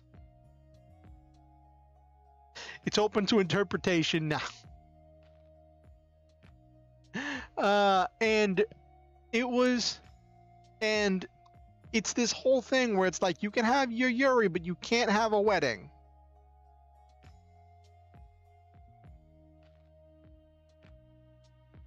Like, I want them to feel some kind of pressure for this. Because it's a ridiculous stance, and it's not a stance held by, from what we've seen, the production team or anyone involved. Like, the voice actress said she considered them to have been married in that final scene. And just them trying to backtrack is just silly.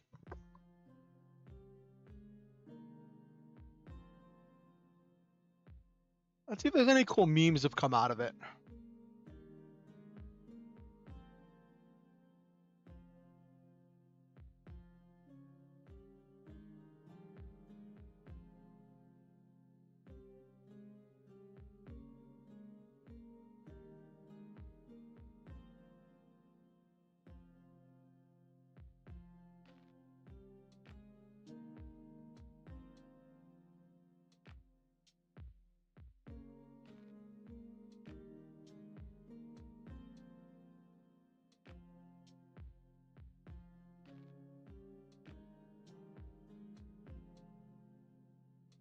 Oh my gosh.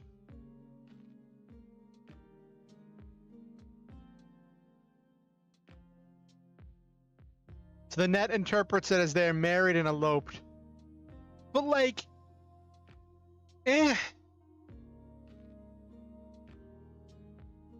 what did you do, Hattie? What shenaniganery did you get into? And do we all need to go on do we need to go on a side quest to rescue you, Hattie? You're in a werewolf bar in Final Fantasy 14.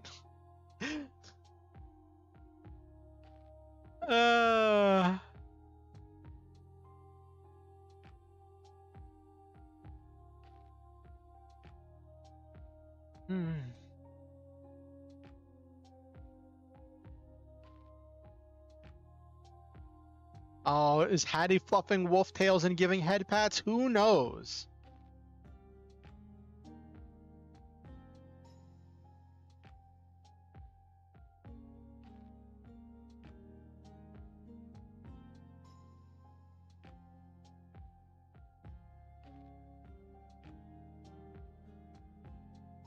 There are no actual wolves, but the drinks are themed. Okay.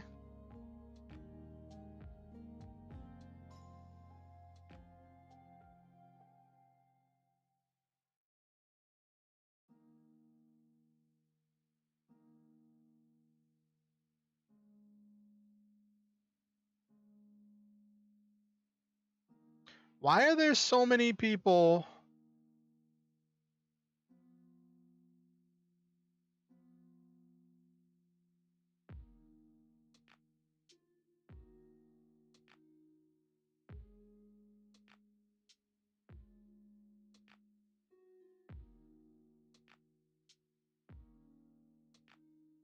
Yeah, I was hoping for better memes, not gonna lie. I was hoping for better memes.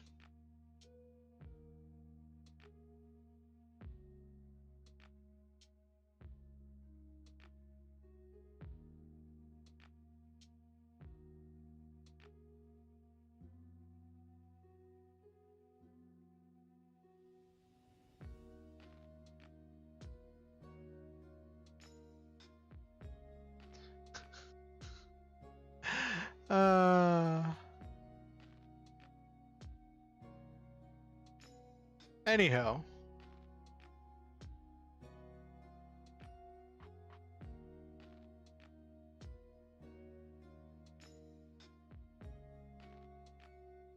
As long as no Garo, yeah, no Garo, Tibonius.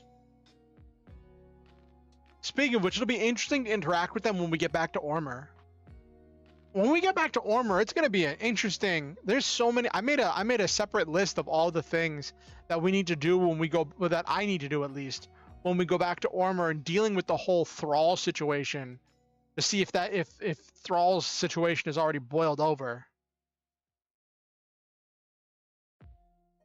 Will be its own chaos.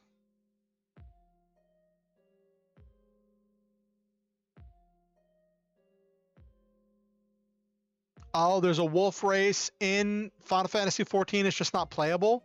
That's funny. No furry for you.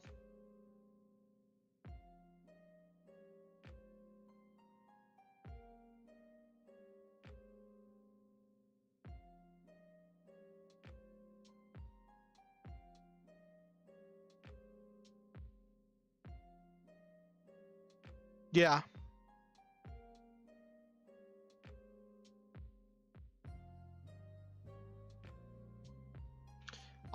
Lalafell, isn't that like, I don't know, that name sounds familiar.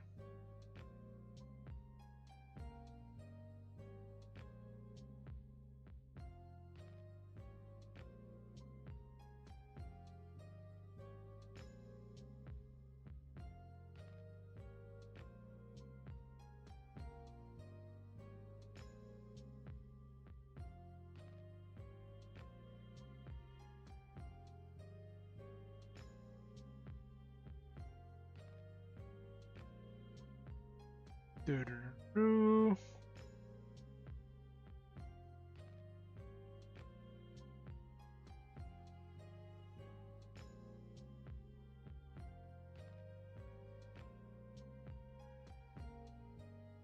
So apparently there's this new show coming out called Athletics Check, where like this guy who's like I think he's like a pro football player who's into D&D is like going to be running games with like other sports players. I think that's really cool that like the like tabletop role-playing games are expanding in popularity like that. A vegetarian meatball. Listen, now I want some falafel, Tibonius, but I gotta save money because I'm gonna have to buy a new a monitor and keyboard tomorrow for my new computer that just came in, and probably and if I have enough left over, get a camera or an external hard drive, external SSD. So I can't be spending money on falafel this month. It's been so long since I had falafel, actually. And I don't even really like chickpeas. And it's funny. See, like, I don't like chickpeas. But I do like falafel, and I do like hummus. It is the most ridiculous thing. But, like, chickpeas, whenever I have them, they're just like, they just taste like chalky to me. And or they'll have the skins which just get really slimy, and I'm like, that's just not the texture I'm looking for. But grind them up into hummus? Like I've had chickpea soups. I had a chickpea soup yesterday.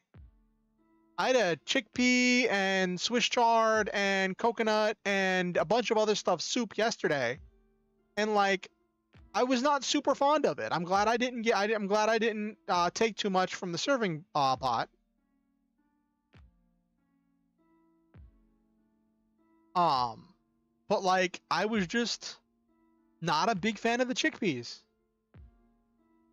But like, grind them up into hummus or press them into falafel. they are so good. And it's really funny because like as a vegan, you'd think, well, chickpeas are a great source of protein and they're really popular. That's a very popular thing in the vegan community to be like, oh, you need protein, add chickpeas. And for me, it's always I need protein, add black beans. Because like I prefer black beans to chickpeas any day of the week.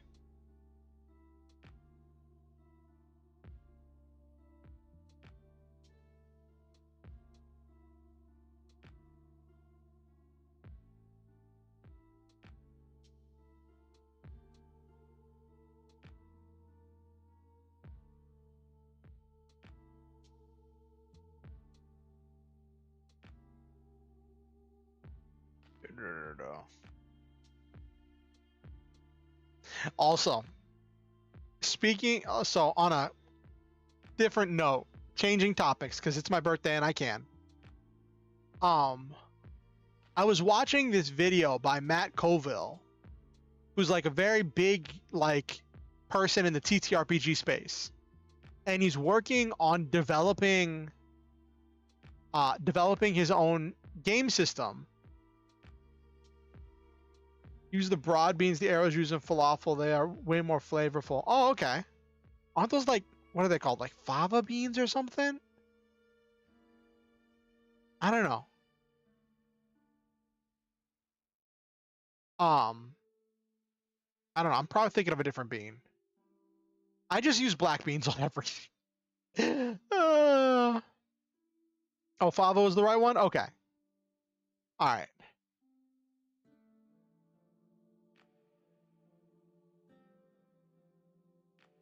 Is that a reference to something, Silva? But so I was watching one of Matt Colville's latest videos where he was talking about like an update to some of the challenge he was facing with the game he was designing. And he was talking about like how they resolve combat. Oh, Silence of the Lambs. I knew there was a Silence of the Lambs reference. I kept remembering that. I've never seen Silence of the Lambs, but I've seen that clip where he talks about fava beans. But so yeah, I was watching this Matt Colville video and he was talking about like some of his things with trying to resolve combat with goblins and trying to like in their RPG and the challenges they were facing. And I won't go into all the details, but like a lot of the problems he was running into and the solutions he was finding were very much in line with like what you would expect from like a PBTA game. And someone even mentioned it in the comments. A couple people mentioned it in the comments where they're like, seems like he's, coming to the same solutions that a lot of PBTA game designers have come to. I wonder what indie influences their team is taking influence from.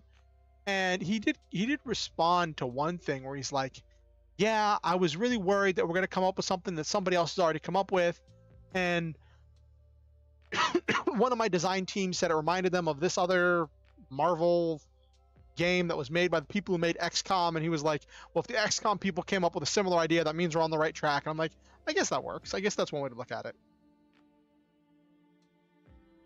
But yeah, it's funny.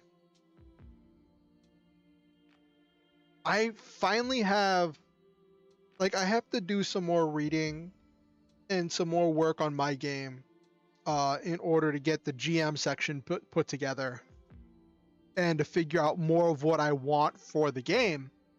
But I'm very excited for like the future and different possibilities.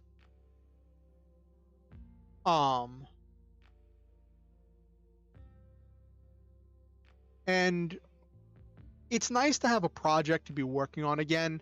And it's funny because I have so many projects. Stuff that I've abandoned, stuff that I've put off to the wayside. I have so many projects I could be working on. And it's nice. It's nice, I guess, to have that luxury of having things to be working on, because the alternative of just having nothing to work on is just not something I look forward to having.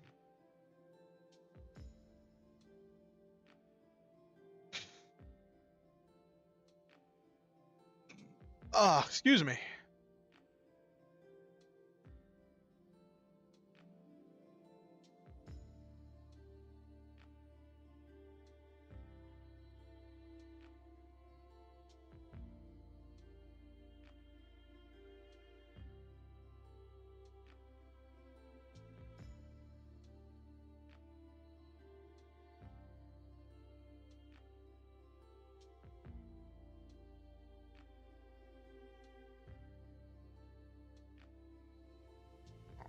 right. See if we find any cool memes.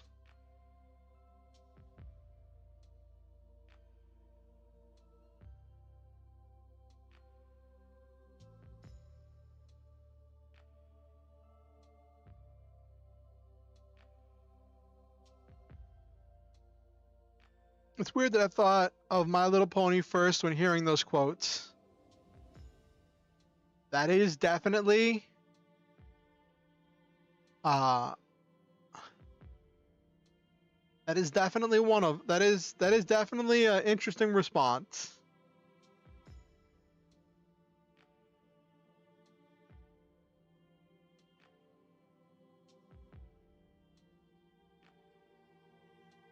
There are a lot of disturbing things about the My Little Pony fandom.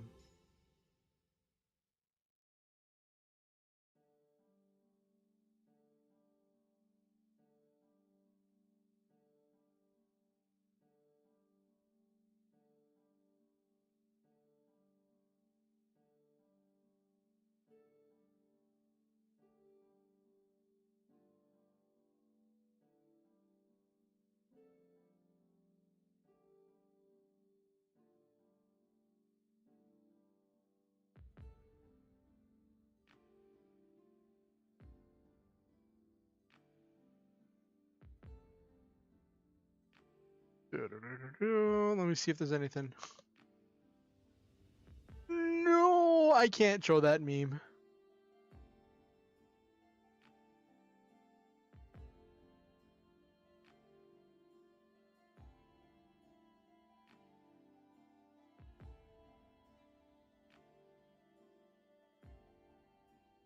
Uh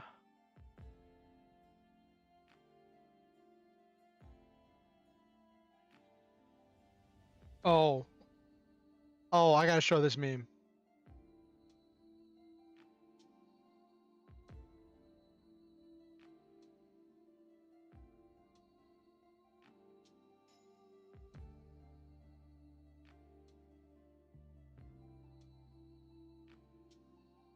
So, boop.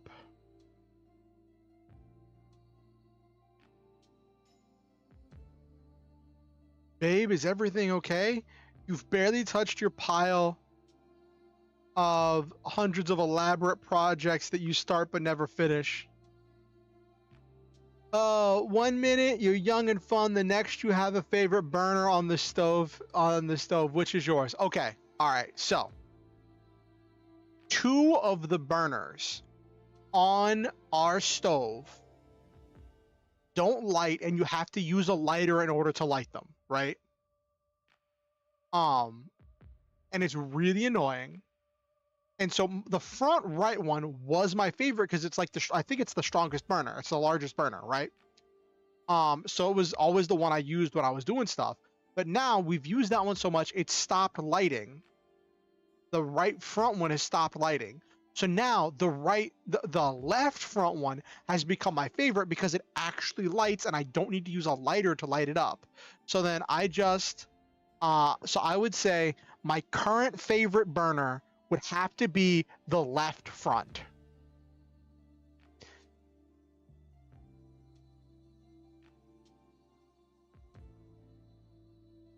Throw the stove out. That's not that simple, Tibonius. So I saw this meme. Babe, is everything okay? You've barely touched your pile of hundreds of elaborate projects you start but never finish. And someone commented, and let me get a, can I get a snip of this comment? I've got to get a snip. This, here we go. Hold on 1 second.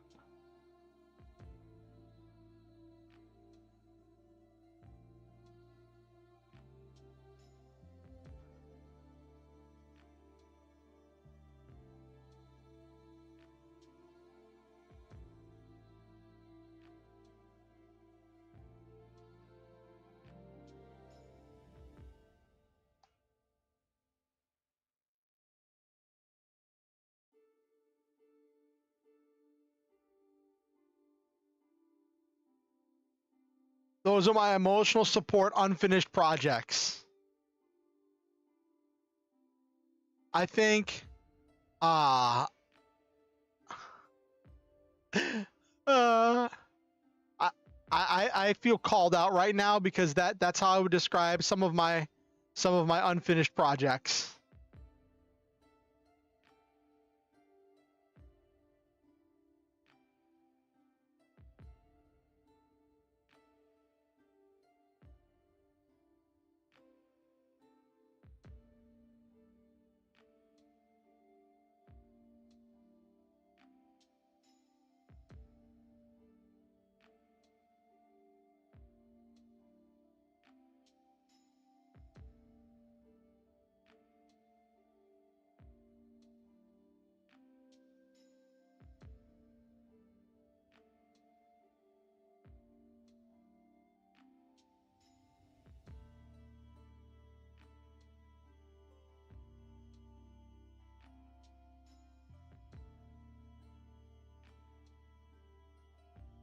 Okay.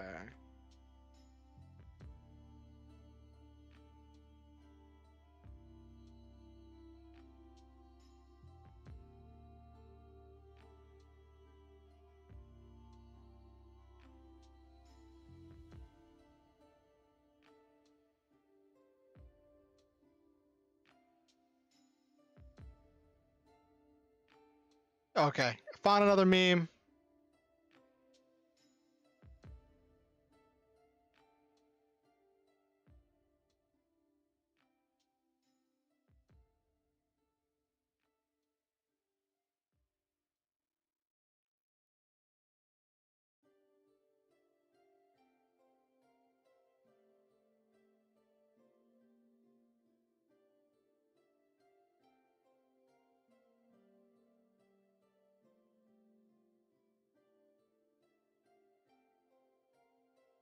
Gotta resize it.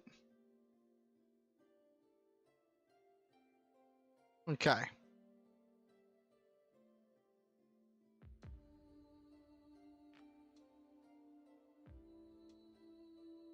Guys looking at three people that say alcoholism, drug addiction, and food addiction in front of on their faces. Says, look, guys, I know addiction runs in my family, but it skipped a generation. None of you have any effect on me. Sorry. Then the next scene shows someone with a flaming head and a pipe standing behind him that says expensive cardboard.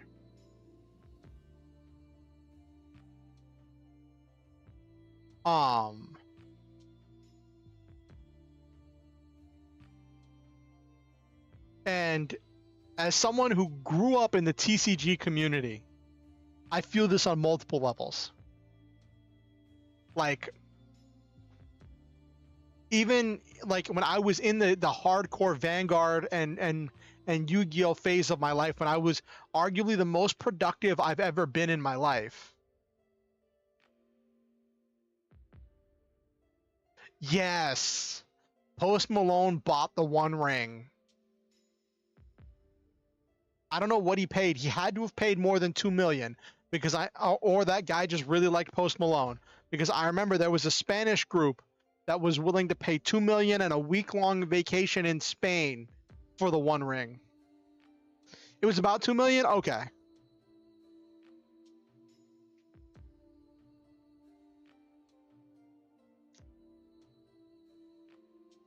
$2.6 million. Okay.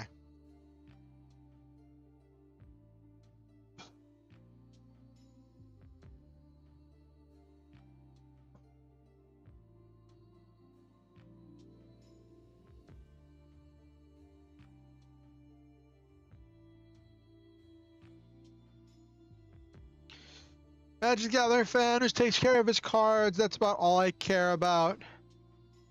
One Ring has a good home. Yeah.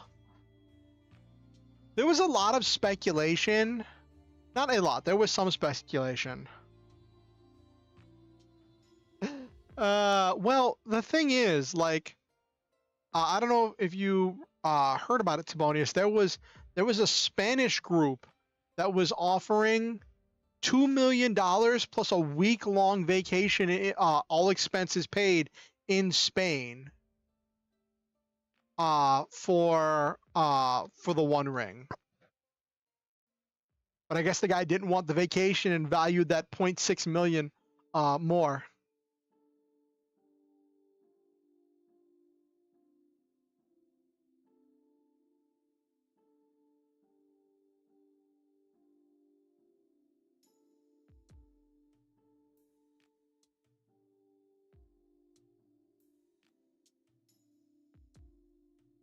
Oh, I know there were tons of offers. That was just the biggest one I heard about was the Spain one.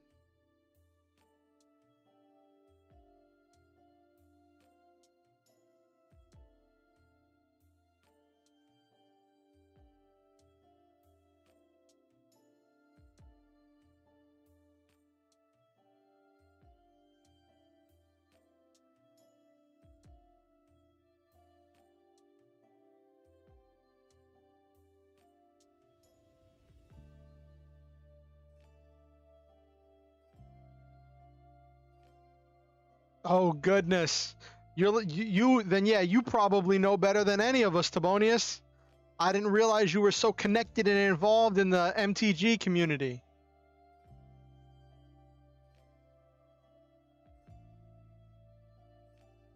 Did you actually have a bid out for or an offer out there for the One Ring? Because you said Post Malone was always going to get it unless you got it. Did you secretly have some like $2 million offer out there for someone if they pulled the One Ring?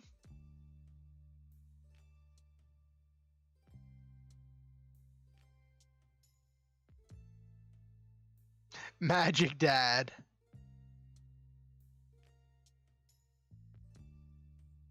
Oh no. Okay. Give me 1 second. I'll be right back. Okay.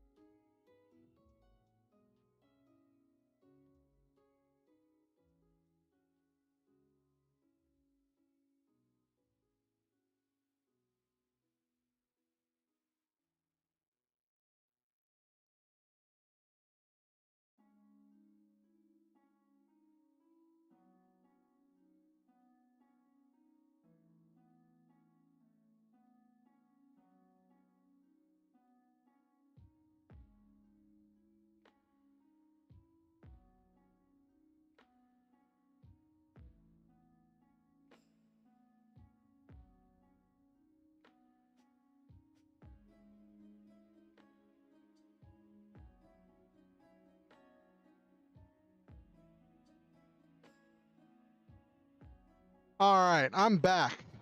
Sorry about that. My roommate dropped by and we were just chit-chatting for a little bit, catching up. We haven't talked in a little bit.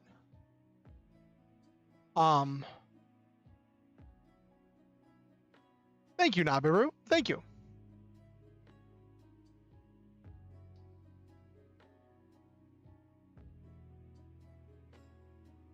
Apparently, it's also Shilohl's birthday. That's funny.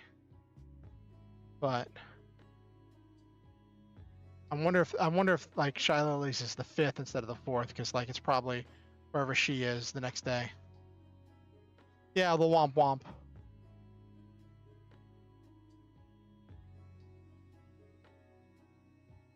Oh geez, everything's happening around this time, Hattie.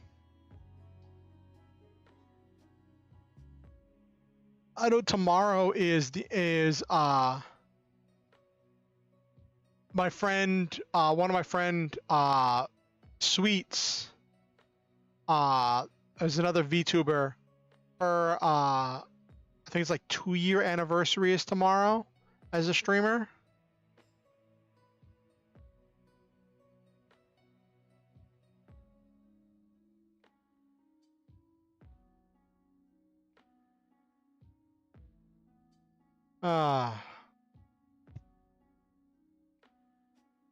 Let's see if we got more memes.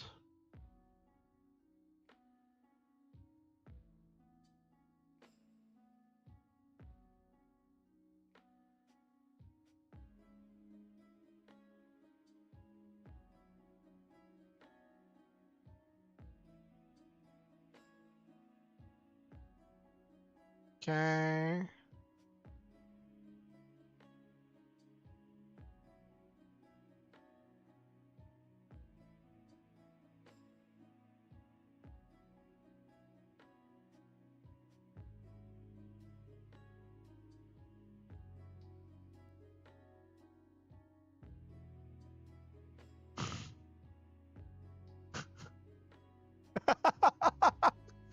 Oh my gosh, I found another meme. I found another meme. I wasn't sure what we were going to do tonight, but it's been nice just to hang out and chit chat and share memes and laugh about stuff.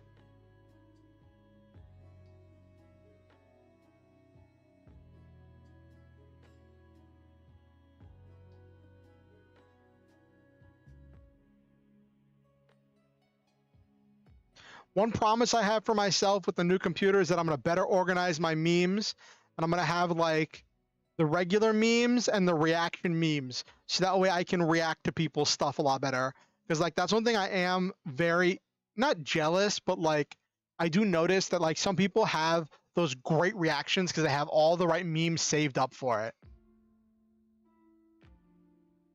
All right, so this meme I found says me on my wedding night doing my game's daily missions, and it's a girl in a wedding dress just playing or doing something on the computer.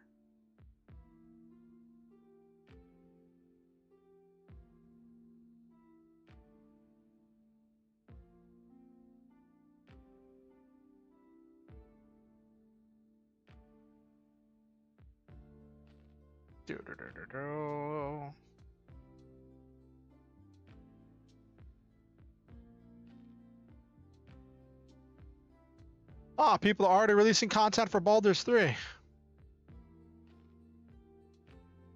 Yeah, yeah. I'm sure it will be good fun to keep the right pictures handy.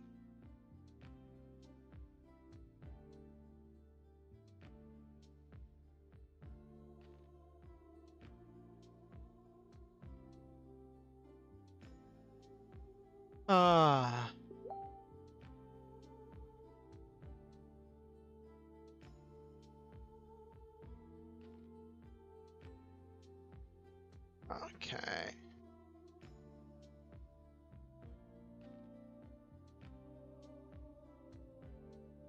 Okay.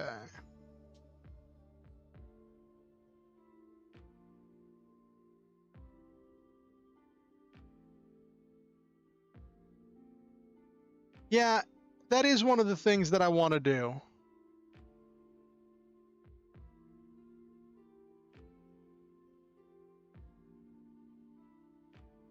Anyway, let's see if we find more memes.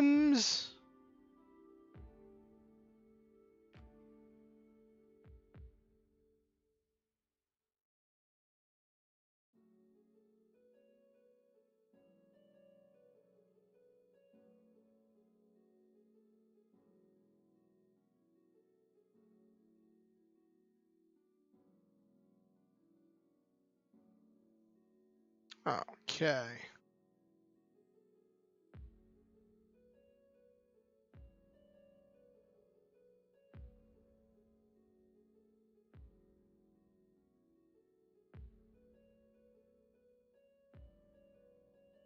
Okay.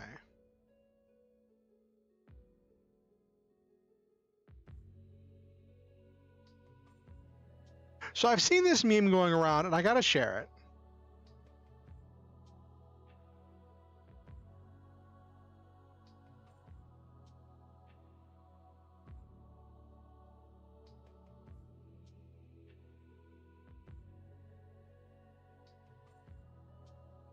And it's weird because, like, normally this would just be a thing, like in previous times. So it says, according to Netflix, someone watched Lord of the Rings about 300 times in 2018. Whoever you are and wherever you are, and then it has Aragorn saying, "My friend, you bow to no one." Right? In previous like generations or whatever, doing something like this would just be a thing that somebody did. They didn't they wouldn't really talk about it. They would just do it because it's like their comfort show or whatever. Maybe they leave it on while they do laundry or what have you. But it would just be a thing that happened. But like in our age of streaming, of data collection, of limited privacy and increased public like an increase in the amount that we share with other people, this becomes a statistic that gets shared. And I don't know if that's a good thing or a bad thing, because on the one hand, it's funny. It's funny, and you know, you would think of like what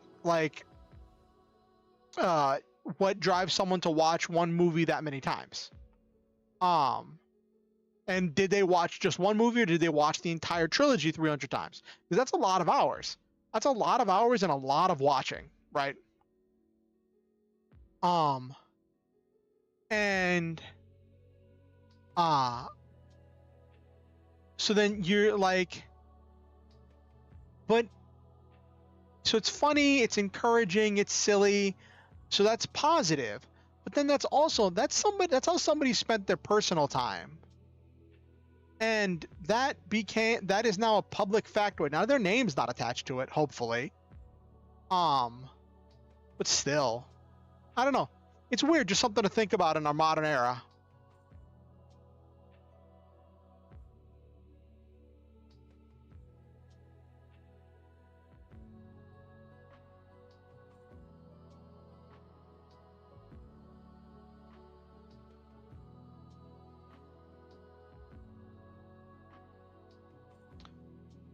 Though I've heard, speaking of like Netflix, right? I've heard a lot of good things and seen some good things from the Netflix One Piece adaptation. I'm not gonna watch or read all of One Piece, but I'd probably watch like a few episodes. I don't know if it's a movie or if it's a series. I don't know what it is. But I will probably watch a little bit of it. It looks interesting.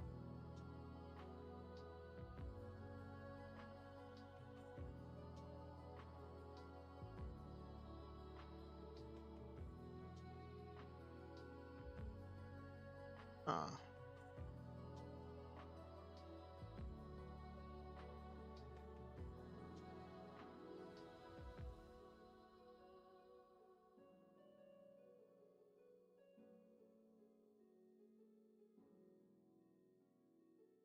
yeah, it seems pretty interesting. That's a lot of episodes for a Netflix show.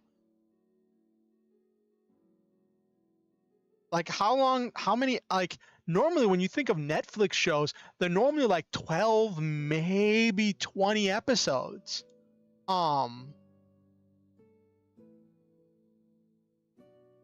Oh, you mean it was 40 to 50 of the anime episodes? Okay. It'll be interesting to see how well, how many episodes this is going to get condensed down into. It'll definitely be interesting to see what happens. I know I've seen, so like I don't follow One Piece, but I've seen a lot of like memes and references to like, what is it, Gear 5 or whatever, that's like Luffy's new form, and people saying that it's going to be like a hit when it comes to the anime, that it's going to be something like as culturally relevant as Ultra Instinct is what a lot of people are claiming, and or at least some of the memes are claiming that it's going to be as big a deal as Goku going Ultra Instinct. And I'm like, I'm not saying that it's not going to be cool. I'm just saying I don't think that there is a large enough global One Piece fandom to really lose their mind over that, like how people lost it when Goku went Ultra Instinct, right? Like Goku going Ultra Instinct was a thing that like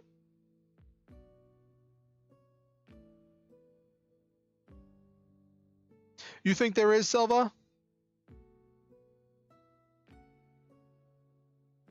I just feel like there's so many people that watch Dragon Ball Z that like, even if you like, I didn't even watch much of Super. I watched the Tournament of Power, but I didn't really watch Super, right? And even if you didn't really watch Super, or you didn't even finish watching Dragon Ball Z, you don't understand the concept of Goku goes through different forms, has different modes, and like the clips were everywhere, and the reviews were everywhere, and it was all this stuff about Goku going Ultra Instinct, and the lead up to it, and the entire Tournament of Power was huge. Like people, like after the Tournament of Power, whenever Super ended, people are like, oh, it's already over. But then everybody else, like a lot of other people, like, listen, Super's been going on for years. But a huge part of the fan base only really picked up when the Tournament of Power came out, and that was really when a lot of people jumped on the Dragon Ball Super train.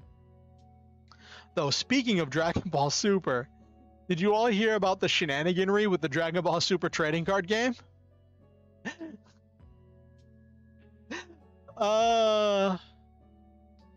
It makes me very glad I didn't get super invested in it. I say as I have boxes and boxes of Vanguard that I never gonna use. So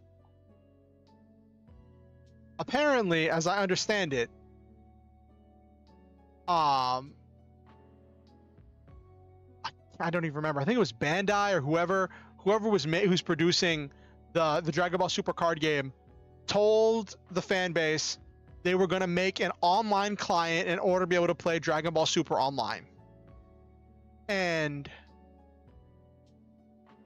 the programmers said partway through the project, there's no way we can program all of these card interactions. This game has become too complex, has too many different levels and layers, and is too complicated for us to program into a game, right? And so their reaction was to reboot the card game with simplified rules. I've heard it's like going to be not quite a carbon copy, but a very similar rule set to the rules of the One Piece card game. And like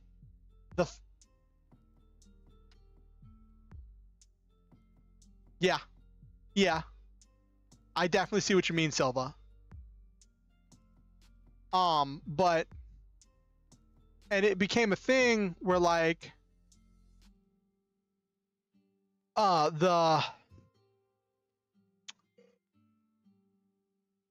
and so now there's different camps in the reaction to it, because I have a lot of friends who were like very active in Dragon Ball Super, right? Who were like really big into it. I had a Brawly deck at one point, but I never got super invested. I think I traded some stuff for one Brawly deck. And when so there's the people who are like, this is a betrayal of everything we've invested ourselves into for this card game, right? Which to a certain degree it is. And then there's another group that's like, yo, the game takes an hour to explain to new people because of all of the different card interactions and all of the different things that happen. It takes us an hour to teach a new person how to play a simple, regular game of this game. Which I think isn't bad for teaching new players. But you know, whatever. With the new simplified rules, it'll take you 10 minutes to explain the rules to a new player.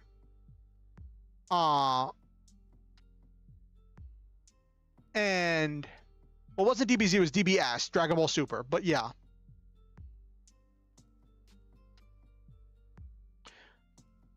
I think it's a thing, like, the thing is, Konami invested a lot of time and money into Master Duel. That was a huge investment to make all of those card interactions and all of those mechanics. I don't know all the mechanics of Dragon Ball Super, but I know that there was a lot of stuff with cards that would like modify their own costs, and modify the costs of other cards, and a lot of abilities that would stack, and a lot of multiple things like that would interact with each other. But like Dragon Ball Super wasn't investing the kind of money. Yeah. And MTG Arena is a thing. And I think that's a lot of why the DBS community was so mad, was that like Master Duel and DBS can do it. I mean, Master Duel and Arena can do it. So why couldn't they do it for DBS? But the programmers just wouldn't do it, or just said they couldn't do it. And who makes Dragon Ball Super card game?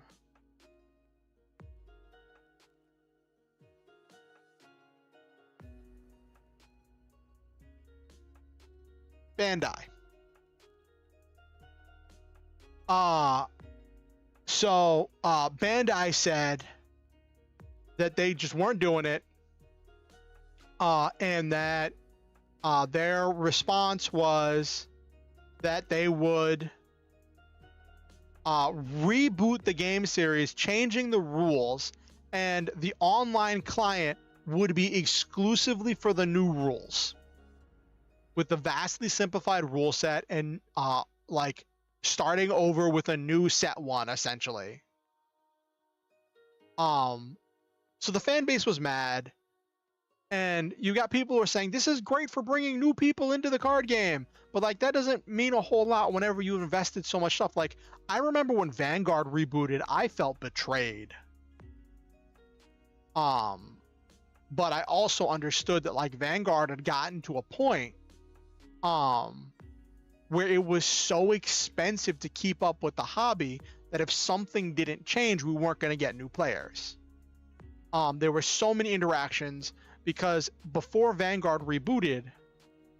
All right, good night, Silva. It was great having you. Thank you for everything, and thank you for being amazing. Also, my roommate saw the Digidestin crest you sent me, and thought it was really cool, and wanted to know where you got it. So if you could shoot me a link sometime of where you got the Digidestin crest thingy that you sent me, I'll pass that on to my roommate. All right, cool. Thank you.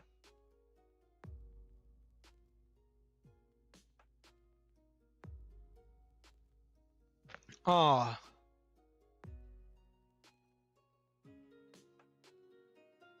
yeah, so it just is a thing. Like, and it sounds like Bandai is just really not doing well with the fans recently. And yeah, they did that, and that's just, it's heartbreaking whenever a game resets like that. Now with when Vanguard reset, like people were making memes about like Dragon Ball Super community losing their minds about the reset, and they did the first time meme with like Cardfight Vanguard because Vanguard has rebooted like 4 times, and like every time they like it's gotten to be a point where Vanguard kind of reboots every new mechanic so that way they don't have to worry about how their mechanics interact with each other.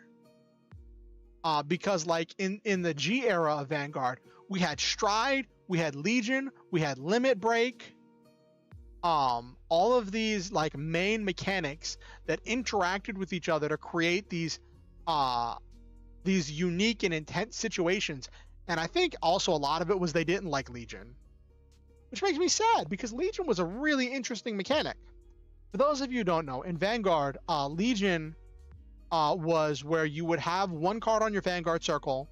You would choose 4 cards from your graveyard, from your drop zone, shuffle them back into your deck, and then choose a specific card from your deck and place it on your Vanguard circle alongside your Vanguard, and they would have matching arts, and it would be the 2 of them would be fighting as 1 unit. It would be Seek the Mate, the Legion Mate.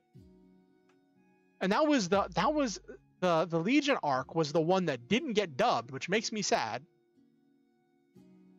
They just skipped the Legion arc. There was a lot of good Vanguard that got played in the Legion arc. But like the problem was Legion allowed people to recycle triggers. And being able to recycle triggers had a very unintended consequence of how it extended the game. And it made a lot of things happen. Now, I very rarely sent triggers back when I Legion because I played Dimension Police, so I was normally sending back grade 3s. But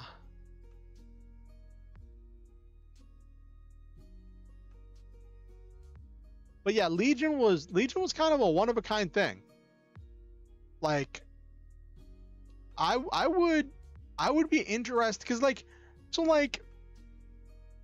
striding is just coming from. Oh, what was that? I heard a noise.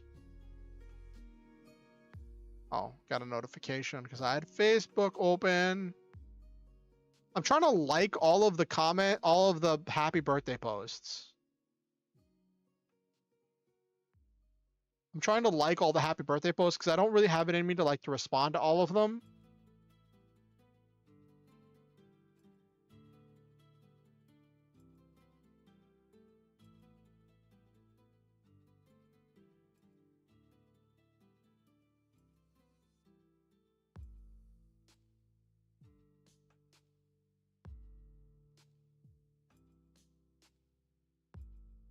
Okay.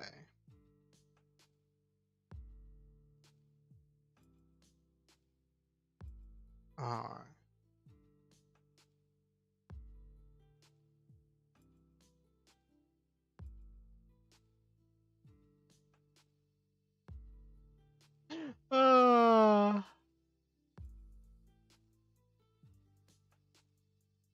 You back in? Remember, Vanguard now has spells. Not everything's. Yeah, I heard about that. They're called like orders or something. And like I was looking at that about like what's going on in Vanguard because I was debating getting back in. Like that was on my list. Like if I got my disability money and I was like actually had money for things again, I was like maybe I'll get back into Vanguard because that was a really big part of my life. And I was like, there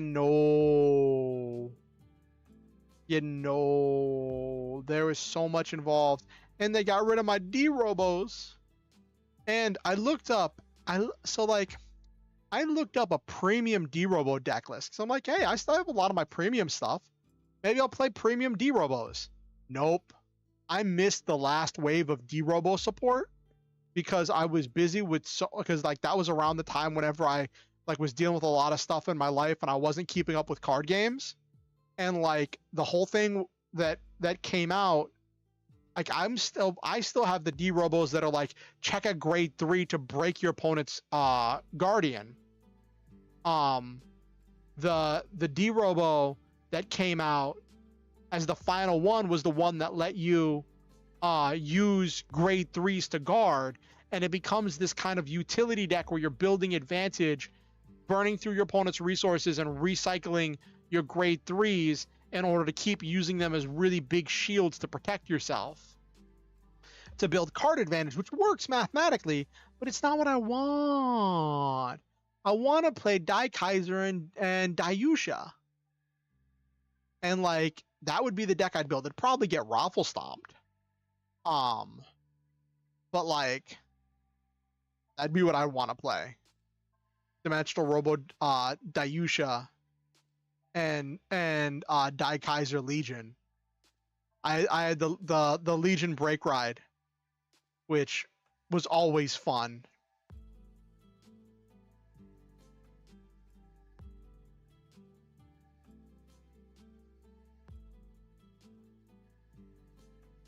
Which gift would you use more? The free extra front row, the permanent power bonus for the circle, or the free heal? I looked at some of the VD Robo stuff because I was gonna be doing that when that first came out, because that's like essentially a reboot. And I was looking at some of that stuff, and like I really liked the extra, the power bonus for the front row, because the thing is, D Robos has always been about building an avalanche of power in the center line. That's what it's always been about. Building this huge avalanche of power and overwhelming your enemy. That is what it has always been about. So like I would just choose to power up the front row. Power up the center line. Okay, here we go. Birthdays.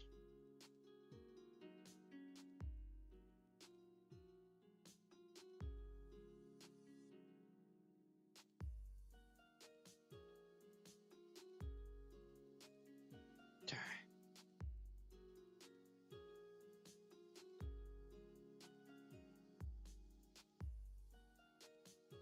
Okay.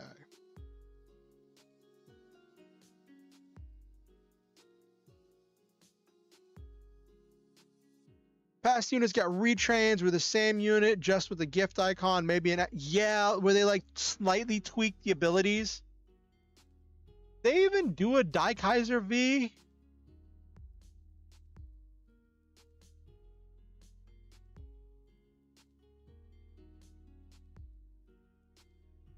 Was there a Daikaiser? There was a Daikaiser V series. What did it do? This unit's power is 35, blah, blah, blah, gets a crit, okay.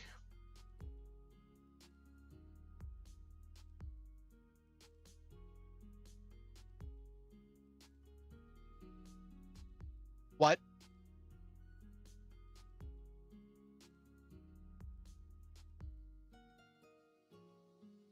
What?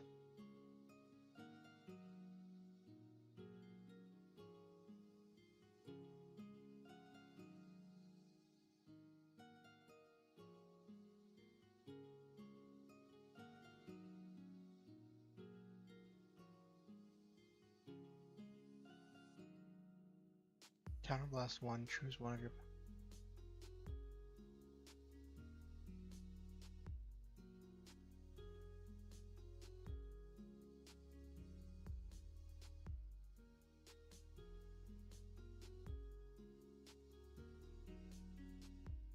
So it's a break ride, but it's a worse guard break.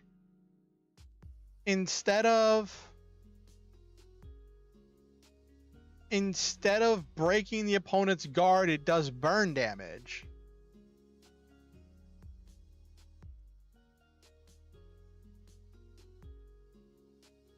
But it can work for the rear guard as well.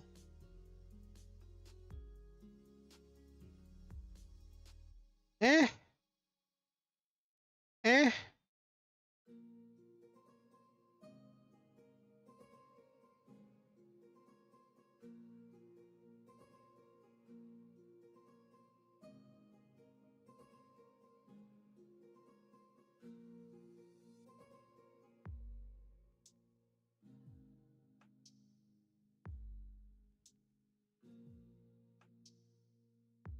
I mean, I guess. Sorry, I got distracted looking up Daikaiser and V-Series.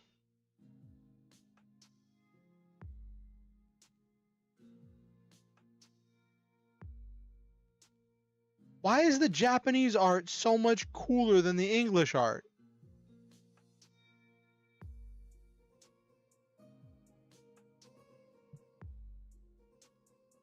I mean, like, clans aren't a thing in standard anymore.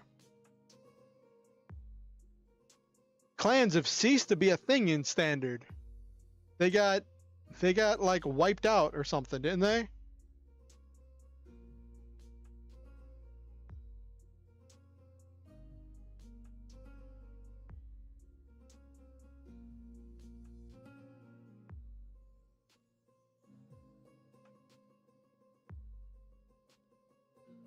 Oh, they got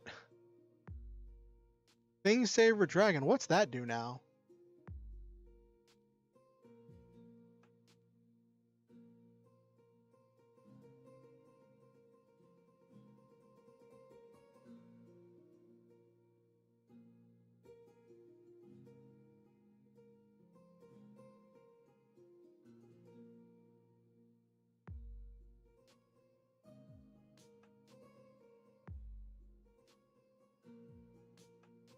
Oh, the Thing Saver Dragon does Thing Saver Dragon things. Style remains no matter how the game changes, is how I see it. Okay.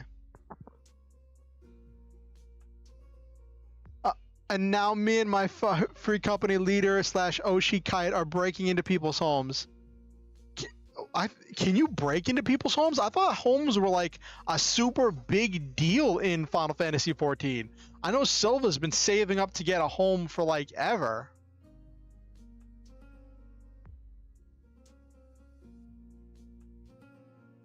I know Silva's been saving up to get a home forever. If it's something you can just break into somebody's home, that seems like ridiculous.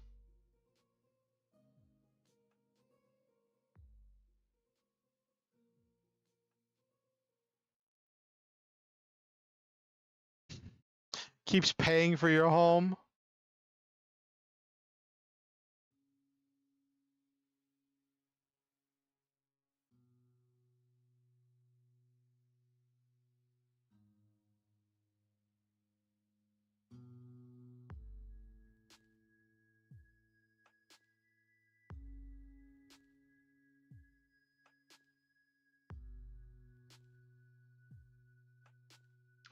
Silva was telling me about like with the homes you can like store stuff in them and decorate them and do all kinds of stuff with them, which sounds really cool. I know Silva really wants me to get into 14. Silva really, really wants me to get into Final Fantasy 14. They have been quite adamant about that. All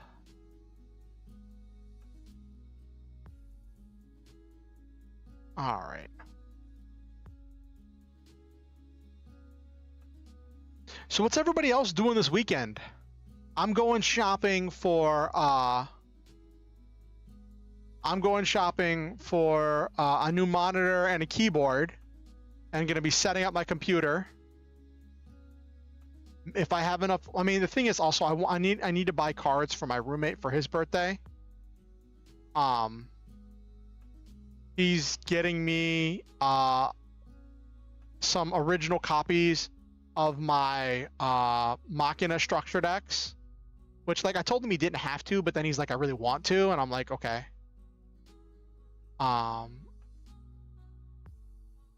So I just stopped fighting because I realized he's gonna do what he's gonna do no matter what I say.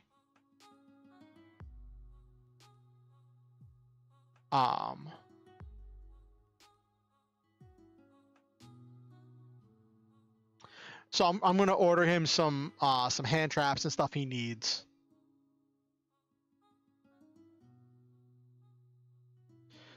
So that's stuff that I'm gonna be working on this weekend. Ordering cards, getting getting computer parts, setting up my computer, and working on all that stuff. It's going to be a challenge. Hey, the Raven 20, how are you doing?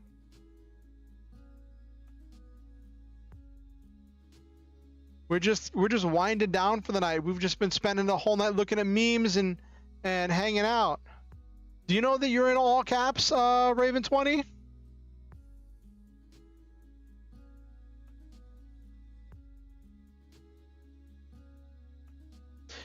I don't know if you intend it, but like in my head, it just sounds like you're super excited, being like, "Hey!"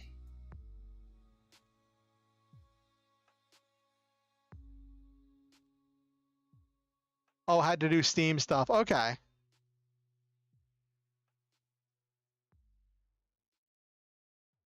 I gotcha.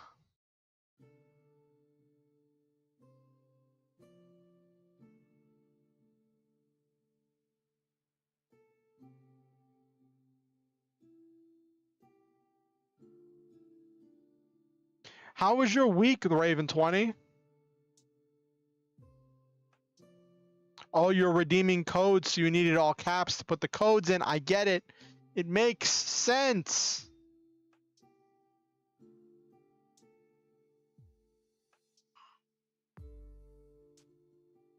It's been okay? All right, that's good. That's good.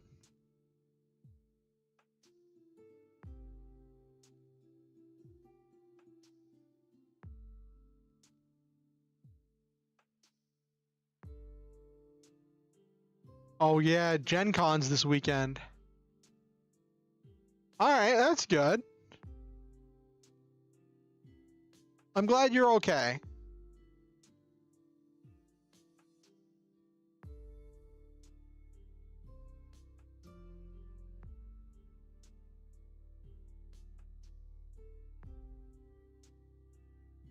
Okay.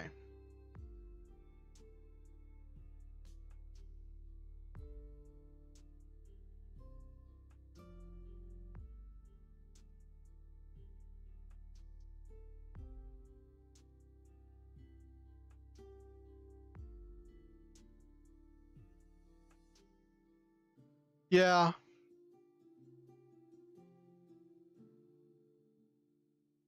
I get what you mean, Raven. I get what you mean. Stuff happens.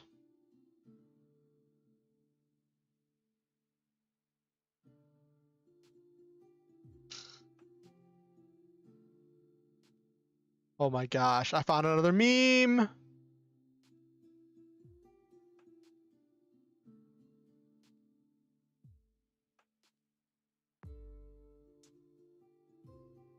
You'll see why I typed that in a second. I'll show you.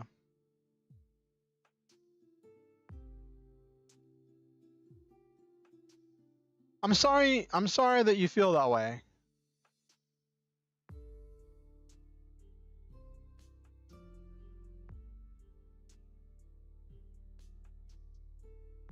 I saw this meme and I was like, that describes so much of my life story. It's only $5. I won't even notice it. Then a list of $5, a list of things that I bought for just a couple dollars, and then those couple dollars add up. I'm like that with Skype fees. Not Skype fees, with PayPal fees. I haven't touched Skype in forever. Why would I say Skype? Because Blue. That's where my brain was. Blue, Twitter, Skype.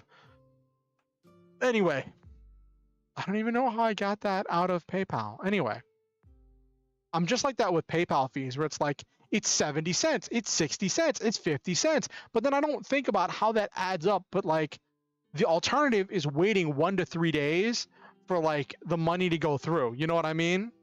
And like, sometimes that's just not an option. And that's how they get you.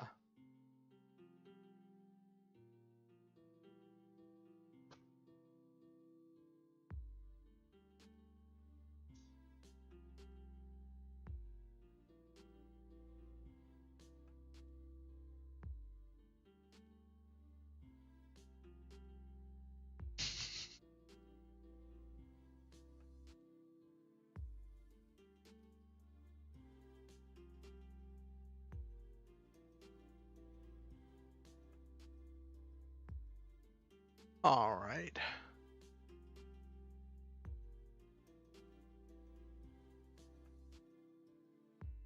You know I always listen, Raven.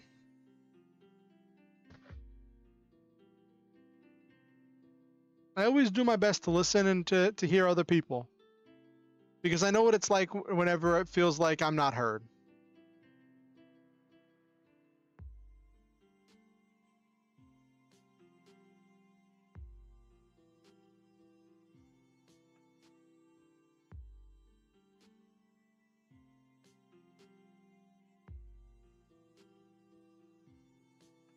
Okay.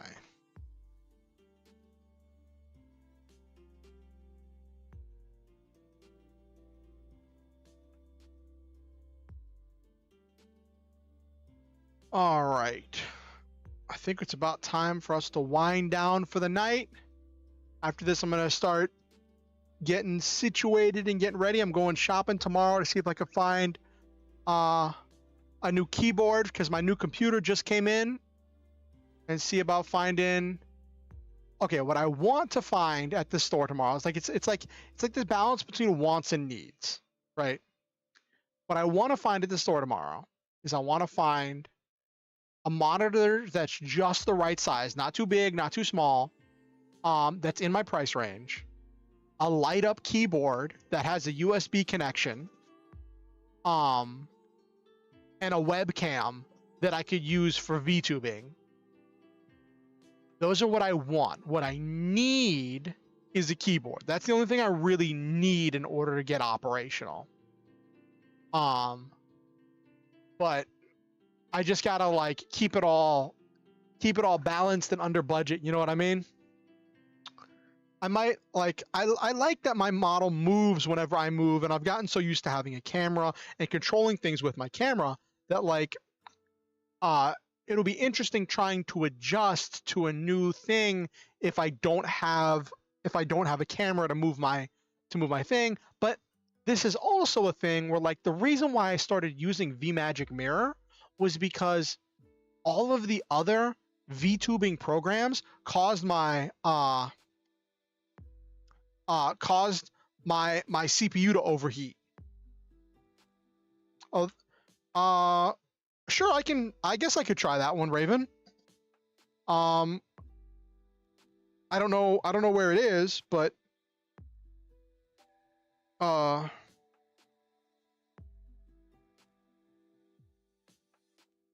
but that could definitely be a thing.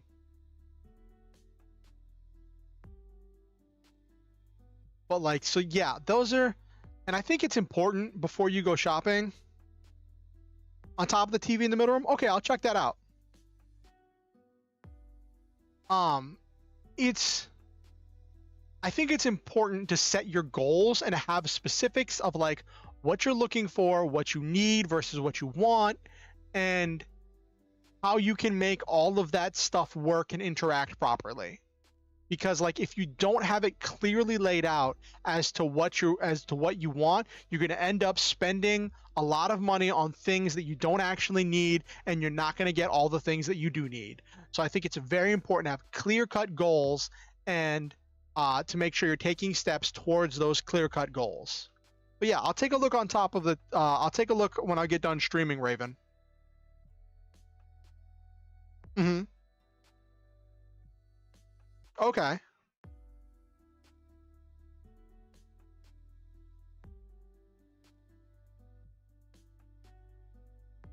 All right. But yeah, Raven, you have any plans for this weekend? You doing anything fun?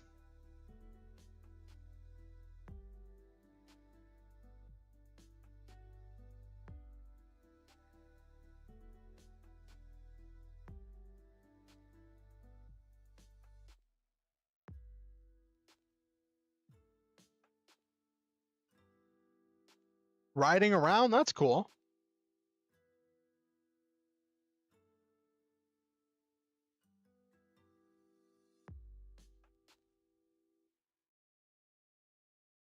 All right.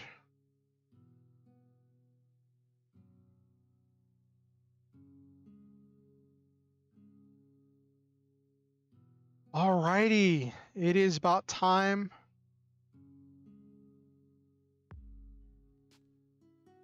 Well, good luck with that. I hope it goes the way you want, and I hope it goes well. That's all I ever hope for. That people have the interactions and the things happen that they want, and that it works out for the good of all. I always want the best for everybody.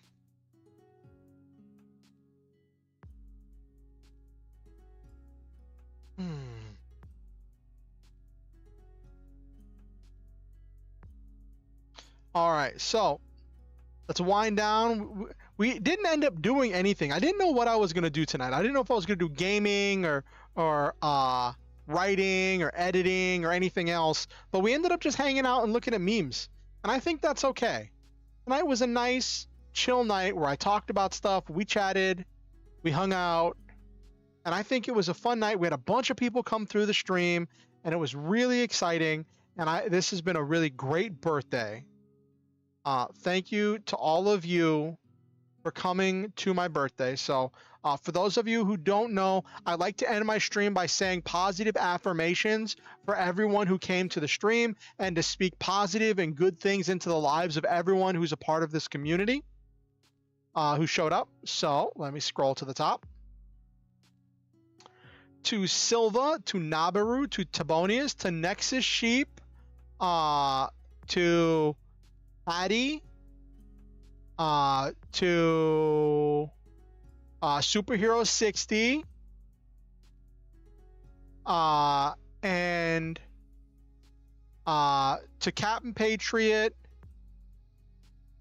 and to Raven, the Raven 20. To all of you, I say, I love all of you, and I believe in each and every one of you. I think that each one of you is a special, precious, and truly one-of-a-kind individual. I believe that each one of you makes this world a better place by being in it, and I'm grateful every day to live in a world with you in it. Thank you for coming to my stream. Thank you for giving me your time, your attention, and your energy, and thank you for always being a part of this community and contributing to make everything better around you. I believe that each one of you possesses a special, unique, one-of-a-kind energy that only you can bring to everything you do. I think that your hopes and dreams are worthwhile and valid, and I believe that you all are wonderful and worthy of love. Always remember the Star Hunter motto: shoot for the stars, have wonderful adventures, live your dreams, and always stop to enjoy the memes.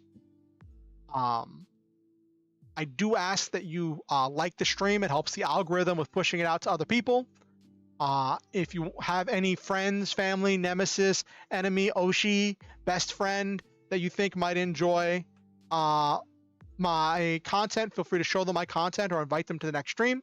Next stream is going to be Monday, 8:30 p.m. EST. Not sure what we're going to do yet, but never am. Thank you, Nabiru. And also that goes out to everyone who watched and didn't say anything, and anyone who watches this VOD afterwards. All of that goes out to you as well. That I love all of you. And I just want to say thank you for being amazing. Show other people the stream and the content if you think that they might enjoy it, and feel free to invite them. I'm always looking forward to having new people join the community.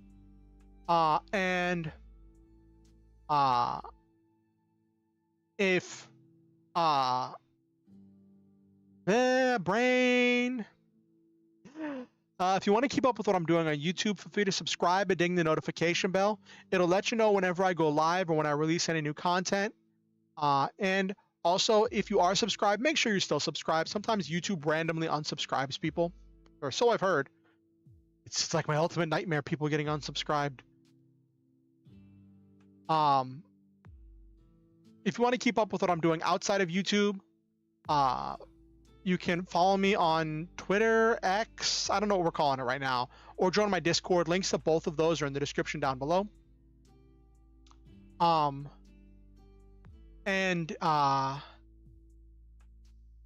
you all for coming. Like I said, next stream is going to be Monday, 8:30 p.m. EST. Also, always remember, you are never required to donate to be here. You are never expected to pay to be welcome here. You are all a welcome, worthwhile, and valuable member of this community. And just your time, your attention, and your energy is a great payment in and of itself. With that said, if you ever feel motivated to donate to improve the stream, to improve my life, to help me out in any way, shape, or form, there are links where you can do that down in the description below. And I appreciate each and every one of you who has donated to help me out in the past. And thank you all for being amazing. Have yourselves a wonderful day. Have yourselves a wonderful evening, and have yourselves a great weekend.